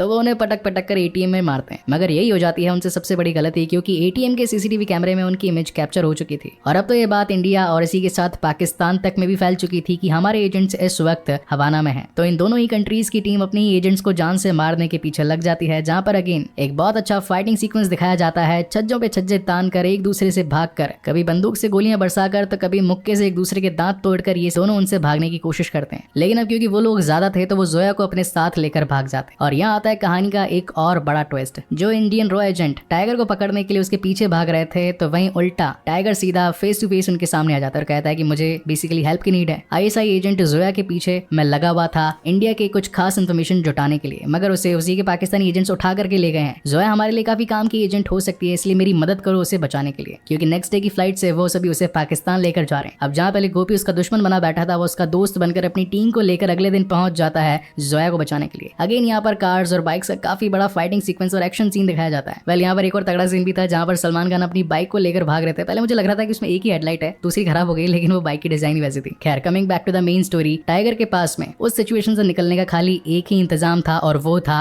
By plane. अब क्योंकि रॉ एजेंट है, मतलब दोनों देशों के तगड़े वाले, तो हर कुछ चलाना आता है इनको, बाइक, ट्रेन, कार, प्लेन। तो जोया मैडम प्लेन को स्टार्ट करके आगे निकलती है, जहाँ पर टाइगर का कहना था कि मैं पीछे पीछे आ रहा हूँ, और वो अपनी बाइक लेकर भागते हैं, जबकि पीछे से गोली चला देता है गोपी। हालांकि वो चाहता तो उसे जान से भी मार सकता था, यानी कि सर पे गोली चला सकता था, बट उसने उसके कंधे पर शूट किया। लेकिन अब कहानी के प्रोटैगनिस्ट है मतलब सलमान भाई, टाइगर जी, कहानी का अगला सीक्वल भी बनाना है, तो डेथ कैसे हो सकती है। तो यहाँ पर अपनी बाइक की फुल स्पीड करके टाइगर जी कूद पड़ते हैं बाइक से सीधा प्लेन में, और अपने आप की जान बचाकर ये दोनों ही उस देश से हवा हवाई हो जाते हैं। जिसके बाद इन दोनों ही देशों ने साथ मिलकर किस चीज पर काम किया? सिर्फ इन एजेंट्स को पकड़ने के पीछे। अब देशों दुनिया में कई बार कई अलग अलग जगहों पर इनकी फोटोज देखी जाती है, मगर ये कभी पकड़ में नहीं आते। कहानी के एंड में हम शनॉय सर और टाइगर की बातचीत देख पाते हैं, और यहाँ में फर्स्ट टाइम मूवी में टाइगर का नाम पता चलता है, जो कि था अविनाश सिंह राठौड़। शनॉय सर का कहना था कि दुश्मन से दोस्ती करना बहुत भारी पड़ेगा, जिस पर टाइगर का कहना था कि सर वो दुश्मन था या दोस्त, जब मैं उससे पहली बार मिला तब मुझे इन दोनों के बीच का फर्क नहीं पता था, और जब तक फर्क पता चला तब तक प्यार हो चुका था। और सर आप ही ने तो कहा है कि आप उस अफसोस के साथ जिंदगी में जीते हुए आज तक परेशान है, तो अगर मैं भी आपकी तरह लाइफ चुनता तो मैं भी इस एज तक आते आते आप ही की तरह परेशान रहता। मगर मेरा आपसे वादा है, जिस दिन देश में आईएसआई और रॉ की जरूरत नहीं होगी, हम लोग वापस लौट आएंगे। और इसी तगड़े सस्पेंस के साथ ये शानदार कहानी यहीं पर खत्म होती है। सो गाइस, आपको ये वीडियो कैसा लगा प्लीज मुझे लाइक और कमेंट करके जरूर बताइएगा। और इसी के साथ साथ दो इंपॉर्टेंट चीजें जो मैं आप लोगों के साथ शेयर करना चाहता हूँ। नंबर 1, ये चैनल कभी भी उड़ सकता है, क्योंकि वायरएफ की तरह से ये मूवी बनाई गई थी, तो बाकी अदर चैनल्स को सब्सक्राइब कर लेना, इंस्टाग्राम पर फॉलो कर लेना, ताकि अगर नया चैनल बनाऊं तो वहां पर आपको इन्फॉर्मेशन मिल जाए कि नया चैनल कौन सा बनाया। And second important thing is that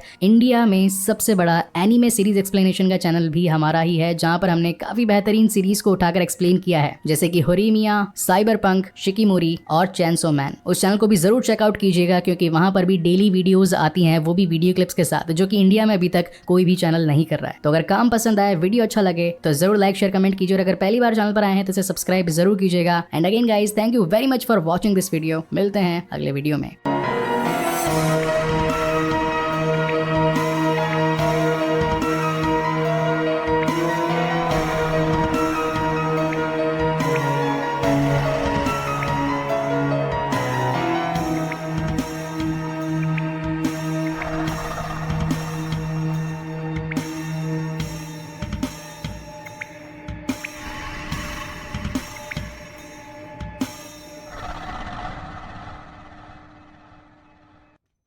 most requested movie called एक था टाइगर 2012 में आई YRF यानी कि यशराज फिल्म्स के यूनिवर्स की ये पहली मूवी, जो कि अब एक MCU के यूनिवर्स की तरह compete करने वाली है बॉलीवुड में भी, जिनमें ऑलरेडी अभी तक वॉर आ चुकी है, पठान आ चुकी है। तो मैंने सोचा क्यों ना अब एक था टाइगर और टाइगर जिंदा है को भी इसमें ऐड कर दूं। अब हालांकि टी सीरीज के गाने हैं और YRF की मूवी है, तो कभी भी स्ट्राइक आकर चैनल उड़ सकता है, पर फिर भी रिस्क ले रहा हूँ। तो इसे शुरू करने से पहले हाथ जोड़ के रिक्वेस्ट है कि बाकी अदर चैनल्स को भी सब्सक्राइब कर लेना, इंस्टाग्राम पर फॉलो कर लेना, कि अगर चैनल उड़ जाए तो नया चैनल कब बनाऊंगा और उसकी अपडेट्स कहां पर डालूंगा, तो इसलिए इंस्टाग्राम पर फॉलो कर लेना। यूजुअली ये सारी चीजें मैं हमेशा वीडियो के एंड में बोलता हूं, मगर इस बार मैं श्योर हूं कि कुछ ना कुछ गड़बड़ हो सकती है, and that is the reason I am telling these thing in the beginning of this video. वही मेरा हमेशा का डायलॉग, जैसी आपकी डिमांड वैसा मेरा काम। So now without wasting any time चलिए आते हैं इस कहानी की मेन स्टोरी लाइन की तरफ, जिसकी शुरुआत में हमें दिखाया जाता है इराक का ही एक शहर जाको, जहाँ पर एक शख्स को कांच में सलमान खान यानी कि टाइगर की एक झलक दिखाई पड़ती है, और उससे अपने आप को बचाने के लिए वो वहाँ की गलियों में भागने लगता है। अब जिस मूवी में सलमान भाई हो और एक्शन ना हो ऐसा तो कभी हो ही नहीं सकता। तो यहाँ पर हमें इन दोनों के ही बीच में एक अच्छा खासा चेस सीक्वेंस दिखाया जाता है। सिनेमेटोग्राफी ऑन पॉइंट है, सभी शॉट्स को बेहतरीन तरीके से फिल्माया गया है। इसी के साथ हम व्यूअर्स को ये पता चलता है कि इंडिया और पाकिस्तान के बीच की एजेंसीज यानी कि रॉ और ISI, इन दोनों में ही हमेशा कुछ ना कुछ क्लैशेस रहते हैं। अगर आसान शब्दों में बताऊं तो एक देश दूसरे देश की इंफॉर्मेशन निकलवाने के लिए अपने जासूसों का इस्तेमाल करता है। इन दोनों की ही बातों से ये पता चलता है कि ये दोनों बेसिकली रॉ एजेंट्स थे और यही टाइगर उसे कहता है कि तूने पाकिस्तान में ISI को हमारी काफी सारी इंफॉर्मेशन सील करी है और यही रीजन है कि मुझे अब तुझे यहाँ से खत्म करना होगा। मगर उसका दोस्त कहता है कि आखिर इस गवर्नमेंट जॉब से हमें कितना ही कुछ मिल जाएगा। ये देख, एक देश में दूसरे देश की जब इन्फॉर्मेशन शेयर होती है तो कितना पैसा मिलता है। जो नोटों की गड्डी उसने टाइगर के हाथ में रखी थी वो करीब उसके 2 महीनों की सैलरी थी जिसे वो अपनी जेब में रख लेता है। वेल, व्यूअर्स को ये लगता है कि यहाँ पर टाइगर ने अपना जमीर बेच दिया है, मगर वो तो उसका एक छुपा पहलू था जहाँ पर अपनी गन को निकाल कर वो उसे शूट कर देता है। गोली की आवाज से वहाँ मौजूद आसपास के एजेंट्स भी चौकन्ना हो जाते हैं और टाइगर को अपना अगला निशाना बनाकर उसके पीछे ही पड़ जाते हैं। ISI के एजेंट्स को पता था कि रॉ का एक एजेंट यानी कि टाइगर यहाँ पर हमारे एजेंट्स के थ्रू इन्फॉर्मेशन निकलवाने की बहुत कोशिश करेगा, इसलिए उसे मारने के लिए काफी सारे गुंडे उसके पीछे पड़ चुके थे। लेकिन भाई का स्वैग तो भाई का स्वैग, उन्होंने उड़ी एक चादर और जो जेब में पैसे डाले थे उसे उड़ाकर हर किसी को कंफ्यूज करके वहां से अपनी जान बचाकर निकल लेते हैं। लोकलाइट पीपल आकर वहां सारे नोट्स को उठाने लगते हैं और इसी बीच भाई जान गुम हो जाते हैं। जिसके बाद सीन शिफ्ट होता है न्यू दिल्ली में, जहाँ पर इस वक्त टाइगर अपने घर आ चुका था। जब वह सुबह दूध लेने के लिए बाहर आता है तो पड़ोस में खड़ी लड़कियां, औरतें, यहाँ तक की बुढ़ी आंटियां भी उसे देखकर ये सोचने लगती है कि जाता कहाँ पर है। खैर, अब वापस आ गया है तो अच्छी बात है, मगर उनके हस्बैंड और उनके बॉयफ्रेंड कहते हैं कि तुम्हारा काम पर ध्यान क्यों नहीं, उसकी तरफ क्यों देख रहे हो, मुझे तो एक गुंडा लगता है, मारपीट करके आया कहीं से, तभी तो चेहरे पर लात घोसे के निशान है। जिसके बाद सलमान भाई रेडी शेडी होकर अपने काम पर निकल रहे थे तो बग्गा जी आकर उन्हें लिफ्ट देते हैं और कहते हैं कि पार्लियामेंट में वैसे भी शनाया सर 9 बजे मीटिंग रखने वाले हैं कि तुम लेट ना हो जाओ, इसलिए चलो आ जाओ, तुम्हें लिफ्ट दे देता हूँ। मीटिंग में शनाया सर उन्हें बताते हैं हमारी नजर पहले से ही हमारी रॉ एजेंट पर थी, मगर तुम्हें उसे मारना नहीं चाहिए था। हमारी टीम आकर उसे रिट्रीव करने ही वाली थी, मगर तुमने पहले ही अपनी चाली चल दी। अगर वो जिंदा होता तो उससे हमें काफी सारी इंपॉर्टेंट इन्फॉर्मेशन मिल सकती थी। जिस पर टाइगर का कहना था कि मैंने जो किया वो अपने सेल्फ डिफेंस में किया, अगर मैं उसे जान से नहीं मारता तो वो मुझे जान से मार देता। इस मिशन की बाकी की रिपोर्ट अपने मैनेजमेंट टीम को दे देने के बाद में शनॉय सर अकेले में टाइगर से बात करते हैं और कहते हैं कि तुम 12 सालों से जॉब कर रहे हो बिना किसी छुट्टी के, चेहरे पर इतने सारे घाव लगे, जाओ जाकर आराम करो। जिस पर टाइगर का कहना था कि सर मेरी लाइफ में मेरा काम ही तो मेरे लिए सब कुछ है और चोटों का तो क्या है, वो तो 2 दिन में ठीक हो ही जाएंगी। मैं तो चाहता हूँ सर आप मुझे जल्द से जल्द अगले मिशन पर भेज दीजिए। लेकिन शनॉय सर का कहना था कि एक शर्त पर, तुम्हें मुझे अपने हाथों से बनाई गई दाल खिलानी पड़ेगी। जिसके बाद सीन शिफ्ट होता है टाइगर के घर पर। दो जाम टकराते हैं और इसी के साथ आपस में दोनों बातचीत करते हैं। शनॉय सर का कहना था कि पिछले 12 सालों में तुमने सिर्फ और सिर्फ सरकारी पैसों पर ही काम किया है, कभी कोई घूस नहीं ली या फिर कभी किसी से कोई रिश्वतखोरी नहीं करी, तो कितने पैसे होंगे तुम्हारे अकाउंट में। जिस पर टाइगर का कहना था कि सर अभी तक करीब 23 लाख रुपए तो होंगे मेरे अकाउंट में, जो कि मेरी आगे की जिंदगी जीने के लिए काफी है। इसी के साथ शनॉय सर टाइगर से उसकी गर्लफ्रेंड के बारे में पूछते हैं तो टाइगर कहता है कि सर मेरी कोई गर्लफ्रेंड है ही नहीं, जिस भी देश में जाता हूँ किसी न किसी मिशन के चलते कोई ना कोई मेरे हाथ से टपक जाता है, या तो कभी मिशन के चलते मुझे उसे छोड़ना पड़ता है या फिर कभी वो खुद ही चले जाती है, तो लाइफ तो अकेले निकल रही है। क्या सर आपको कभी किसी से प्यार हुआ है। जिस पर शनॉय सर बताते हैं कि हाँ हुआ है जरूर, मगर मैंने प्यार से पहले अपने फर्ज को चुना। हालांकि रेग्रेट तो मुझे आज भी होता है, जिंदगी भर में उस गम में रहता हूँ, मगर मेरा देश मेरे लिए नंबर 1 पर था। इतने में ही शनॉय सर को ऑफिस बुला लिया जाता है एक बड़े मिशन के लिए, जहाँ पर ऑफिस में अगेन उनकी टाइगर से बातचीत होती है, जिनमें बताया जाता है कि सिर्फ इंडिया के पास में एंटी मिसाइल टेक्नोलॉजी है, यानी कि अगर कोई दूसरा देश उनके ऊपर हमला करेगा तो इंडिया अपनी इस टेक्नोलॉजी से उस मिसाइल को आसमान में ही खत्म कर सकती है। इसे बनाने में सबसे बड़ा हाथ डॉक्टर अनवर जमाल का है, जो कि दुनिया के माने हुए साइंटिस्ट में से एक हैं। फिलहाल ये आयरलैंड के किसी कॉलेज में पढ़ा रहे हैं, मगर जहाँ तक हमें पता चला है कोई ना कोई पाकिस्तानी एजेंट उनसे इस टेक्नोलॉजी को निकलवाने की कोशिश कर रहा है। तो मैं चाहता हूँ कि टाइगर इस मिशन को तुम अंजाम दो और जो ISI का एजेंट उनसे इस इंफॉर्मेशन को निकलवाने की कोशिश कर रहा है उसे वहीं पर खत्म कर दो। इसी के साथ वो टाइगर को ये भी कहते हैं कि हमेशा तुम जहाँ पर भी जाते हो कोई ना कोई मारा जाता है, इसलिए कोशिश करना कि इस मिशन में किसी की भी जान न जाए। जिसके बाद सीन शिफ्ट होता है आयरलैंड में और यहाँ पर हम प्रोफेसर जमाल को देख पाते हैं, जो कि इस वक्त यूनिवर्सिटी से अपना लेक्चर देकर साइकिल से अपने घर जा रहे थे। वो काफी ज्यादा हेल्थ कॉन्शियस थे और आलतू फालतू की चीजों पर ज्यादा ध्यान नहीं दिया करते थे, इसीलिए टाइगर ने भी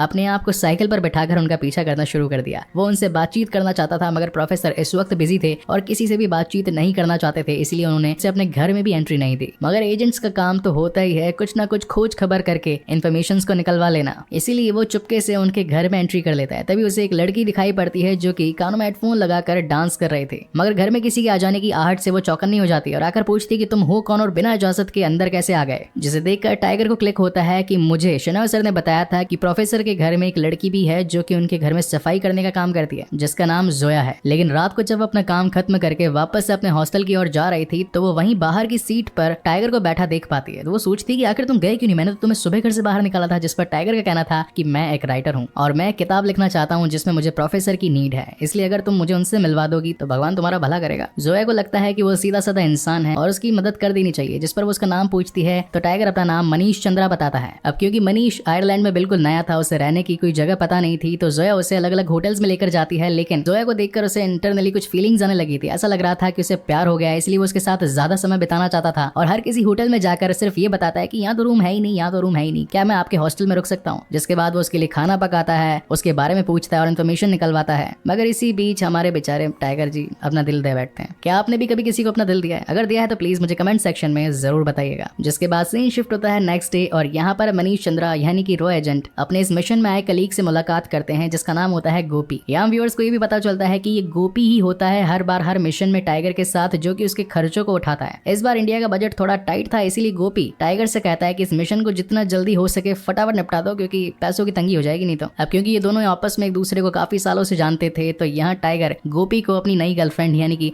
जोया के बारे में भी बताता है। लेकिन गोपी का कहना था कि इन प्यार मोहब्बत की बातों से थोड़ा दूर रहे मेरे भाई और काम पर ध्यान दे। जिसके बाद हम टाइगर को सीधा प्रोफेसर के साथ बैठा देख पाते हैं, जो कि इस वक्त ये बातें कर रहे थे कि उन्हें एक नई किताब बनानी है, इसलिए वो प्रोफेसर की हेल्प चाहते हैं, जहाँ पर प्रोफेसर भी उसकी हेल्प करने के लिए तैयार हो जाता है। वहीं इस कहानी में हमें लव एंगल भी दिखाया जाता है, यानी कि मनीष चंद्रा और जोया के बीच में प्यार हो जाता है और इन दोनों की ही दूरियां करीबियों में बदलने लग जाती है। और कहानी का बना हुआ फेमस सॉन्ग भी आता है, सैयारा वे सैयारा। पर्सनली मुझे ये सॉन्ग बहुत ही अच्छा लगता है, आप लोगों को कैसा लगता है वो भी मुझे कमेंट सेक्शन में जरूर बताइए। Coming back to the main story, कुछ दिन निकल जाते हैं और यहाँ एक बार आयरलैंड में उसी यूनिवर्सिटी में एक बहुत ही अच्छा फंक्शन होता है, जिसमें वहाँ के सभी प्रोफेसर्स और टीचर्स बैठे होते हैं, जिसमें टाइगर भी मौजूद होता है और वहीं से वो ऊपर खड़ी जोया को भी देख लेता है। मगर तभी जोया वहाँ से निकल जाती है। हालांकि उस वक्त टाइगर को ये बातें कुछ समझ नहीं आती। थोड़ी देर बाद में टाइगर को गोपी का कॉल आता है और वो उसे बताता है कि प्रोफेसर के घर में कुछ ना कुछ तो हलचल चल रही है, जरूर कोई ना कोई आईएसआई एजेंट उनके घर में जाकर उनके कंप्यूटर से उस रॉकेट मिसाइल की इन्फॉर्मेशन निकाल रहा है। तो टाइगर बिना वक्त गवाए सीधा प्रोफेसर के घर भागता है और कंप्यूटर पे बैठे उस आईएसआई एजेंट को गन पॉइंट कर लेता है। लेकिन जैसे ही वो एजेंट अपनी शक्ल दिखाता है तो सारा पानी फिर जाता है, क्योंकि वो और कोई नहीं, वो शख्स होती है जोया। अब टाइगर के पास सिर्फ दो ही ऑप्शन थे, या तो वो उसे जान से मार दे या फिर उस इन्फॉर्मेशन को सीक्रेटली पीसी में से निकाल कर अपने पास सुरक्षित रख ले। इन दोनों के बीच में हार्ड कन्वर्सेशन होती है और थोड़ी देर बाद में हमें गोली चलने की आवाज आती है। जिसके बाद सीन शिफ्ट होता है इंडिया में और ये पता चलता है कि आयरलैंड में एक आईएसआई एजेंट को जान से मार दिया गया है। इस बार शेनॉय सर टाइगर के अपने पुराने मिशन से काफी ज्यादा खुश थे, क्योंकि अगर वो खास इन्फॉर्मेशन पाकिस्तान के हाथ लग जाती तो वो इंडिया के लिए एक बहुत बड़ा खतरा हो सकती थी। टाइगर को कांग्रेचुलेट करने के साथ साथ वो उसे एक और मिशन ऑफर करते हैं, मगर इस बार टाइगर उन्हें खुद से ही मना कर देता है और कहता है कि सर अब काम कर करके मैं थोड़ा थक चुका हूँ, थोड़ा गैप लेना चाहता हूँ, रेस्ट करना चाहता हूँ। एक काम कीजिए, आप मुझे कुछ दिनों के लिए डेस्क जॉब दे दीजिए। अपने इन 12 सालों की जर्नी में जिस इंसान ने कभी भी एक टेबल पर बैठकर काम नहीं किया था और आए दिन अपने नए मिशंस पर ध्यान दिया था, वो आज खुद से कह रहा था कि मुझे डेस्क जॉब चाहिए। इन बातों से ये साफ पता लग रहा था कि कहीं ना कहीं टाइगर का दिल टूटा है। हमेशा सर झुकाकर चलना, बस सिर्फ और सिर्फ अपने काम पर ध्यान देना, ना ही किसी से बातचीत करना और ना ही किसी नए मिशन के लिए हामी भरना, ये सब कुछ अब टाइगर की जिंदगी का एक पार्ट बन चुका था। वहीं टाइगर को अपने कलीग बग्गा जी से पता चलता है कि इस्तांबुल में यूएन की एक मीटिंग होने वाली है, जहां पर सभी फॉरेन मिनिस्टर्स अपने अपने एजेंट्स के साथ आएंगे। खैर अब क्योंकि टाइगर ने एक डेस्क जॉब ले ली थी, इसीलिए उसे यूएन मीटिंग में मिनिस्टर्स के साथ नहीं लेकर जाया जा सकता था, मगर वो जाकर शनाया सर से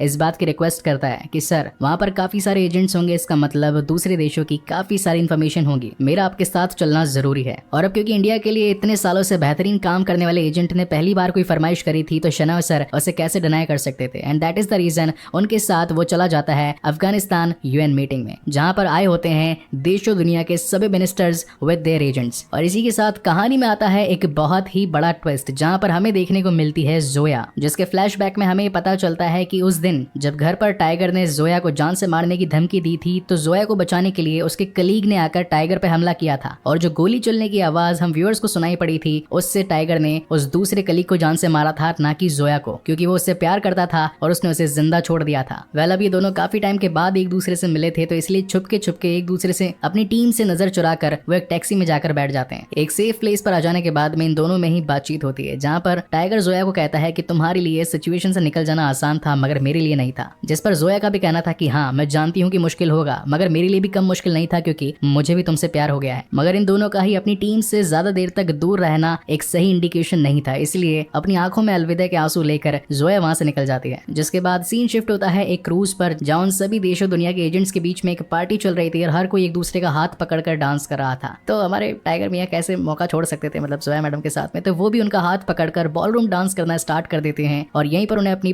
पास्ट की कुछ यादें भी आती हैं। ये वो वक्त था जब इन दोनों ने आपस में एक दूसरे के साथ एक क्वालिटी टाइम स्पेंड किया था और वैसा ही कुछ इस बार भी हो रहा था। इसी दरमियान टाइगर जोया को कहता है कि क्यों ना हम भाग चले यहाँ से, क्योंकि अगर हमारे देश के लिए सेवा करते रह जाएंगे, बुढ़े हो जाएंगे तो फिर बाद में भागा नहीं जाएगा, तो क्यों ना अभी भाग चले। पहले काफी फनी सीन था। खैर जोया भी इस बात पर एग्री हो जाती है और नेक्स्ट डे ये दोनों अपने ही प्लान के मुताबिक अपनी कंट्री से दगा करके भाग जाते हैं। एक अच्छे से यॉट में बैठकर सबसे पहले तो इस्तांबुल से निकलने की कोशिश करते हैं और इसी के साथ साथ अपने सेलफोन्स को भी पानी में फेंक देते हैं ताकि कोई इन्हें ट्रैक ना कर पाए। उसके बाद नकली पासपोर्ट बनवा कर वहां से बाहर निकलने की कोशिश करते हैं। अब काफी दिन बीत चुके होते हैं, ना ही पाकिस्तान में ISI की एजेंट जोया की कोई खबर होती है और ना ही इंडिया में टाइगर यानी कि रॉ एजेंट की कोई खबर होती है। वहीं एक दिन शनाई का एक एजेंट आकर उन्हें बताता है कि कुछ ही घंटों पहले टाइगर के अकाउंट से कुछ डॉलर्स निकाले गए हैं, जिनको अगर इंडियन करेंसी में कन्वर्ट किया जाए तो वो होते हैं करीब 23 लाख। इस अमाउंट को सुनकर शनाई समझ जाता है कि टाइगर को किसी ने किडनैप नहीं किया, वो तो खुद की मर्जी से गायब हुआ है, क्योंकि अभी तक इन दोनों देशों को लग रहा था कि इनके पर्सनल एजेंट्स को किसी ने किडनैप कर लिया है, मगर अब इनके बात समझ में आती है कि ये दोनों खुद की मर्जी से भागे हैं। अब जहां एक तरफ पाकिस्तान को ये डर था कि हमारा एजेंट इंडिया की टीम के साथ कोई इन्फॉर्मेशन शेयर ना कर दे, वहीं इंडिया की टीम को ये डर था कि कहीं इंडिया वाला एजेंट पाकिस्तान को कुछ इंपॉर्टेंट इन्फॉर्मेशन शेयर ना कर दे। इसीलिए अब ये दोनों ही देश अपने ही एजेंट्स को जान से मारने के पीछे उतारू हो चुके थे। वहीं ये दोनों एजेंट्स अपना रूप बदल कर वहां से भी बाहर निकल के भाग जाने की कोशिश करते हैं और पहुंच जाते हैं क्यूबा के ही एक शहर हवाना में, जहां पर काफी सारी कलरफुल लोकेशंस, बेस्ट सिनेमेटोग्राफी और लापता सॉन्ग आता है। देखा जाए तो इन दोनों ने ही अपनी एक नई जिंदगी की शुरुआत कर ली थी, मगर एक दिन यूं ही मार्केट में शॉपिंग करते वक्त कुछ गुंडे उन्हें परेशान करने लगते हैं और छीना झपटी करते वक्त उनका हाथ जोया पर लग जाता है। अब सलमान भाई को तो गुस्सा आएगा ही तो वो उन्हें पटक पटक कर ATM में मारते हैं, मगर यही हो जाती है उनसे सबसे बड़ी गलती, क्योंकि ATM के CCTV कैमरे में उनकी इमेज कैप्चर हो चुकी थी और अब तो ये बात इंडिया और इसी के साथ पाकिस्तान तक में भी फैल चुकी थी कि हमारे एजेंट्स इस वक्त हवाना में हैं। तो इन दोनों ही कंट्रीज की टीम अपनी एजेंट्स को जान से मारने के पीछे लग जाती है, जहां पर अगेन एक बहुत अच्छा फाइटिंग सीक्वेंस दिखाया जाता है। छज्जों पे छज्जे तान कर एक दूसरे से भाग कर, कभी बंदूक से गोलियां बरसाकर तो कभी मुक्के से एक दूसरे के दांत तोड़कर ये दोनों उनसे भागने की कोशिश करते हैं। लेकिन अब क्योंकि वो लोग ज्यादा थे तो वो जोया को अपने साथ लेकर भाग जाते हैं। और यहाँ आता है कहानी का एक और बड़ा ट्विस्ट। जो इंडियन रॉ एजेंट टाइगर को पकड़ने के लिए उसके पीछे भाग रहे थे, तो वहीं उल्टा टाइगर सीधा फेस टू फेस उनके सामने आ जाता है और कहता है कि मुझे बेसिकली हेल्प की नीड है। ISI एजेंट जोया के पीछे मैं लगा हुआ था इंडिया के कुछ खास इन्फॉर्मेशन जुटाने के लिए, मगर उसे उसी के पाकिस्तानी एजेंट्स उठा करके ले गए हैं। जोया हमारे लिए काफी काम की एजेंट हो सकती है, इसलिए मेरी मदद करो उसे बचाने के लिए, क्योंकि नेक्स्ट डे की फ्लाइट से वो सभी उसे पाकिस्तान लेकर जा रहे हैं। अब जहाँ पहले गोपी उसका दुश्मन बना बैठा था, वो उसका दोस्त बनकर अपनी टीम को लेकर अगले दिन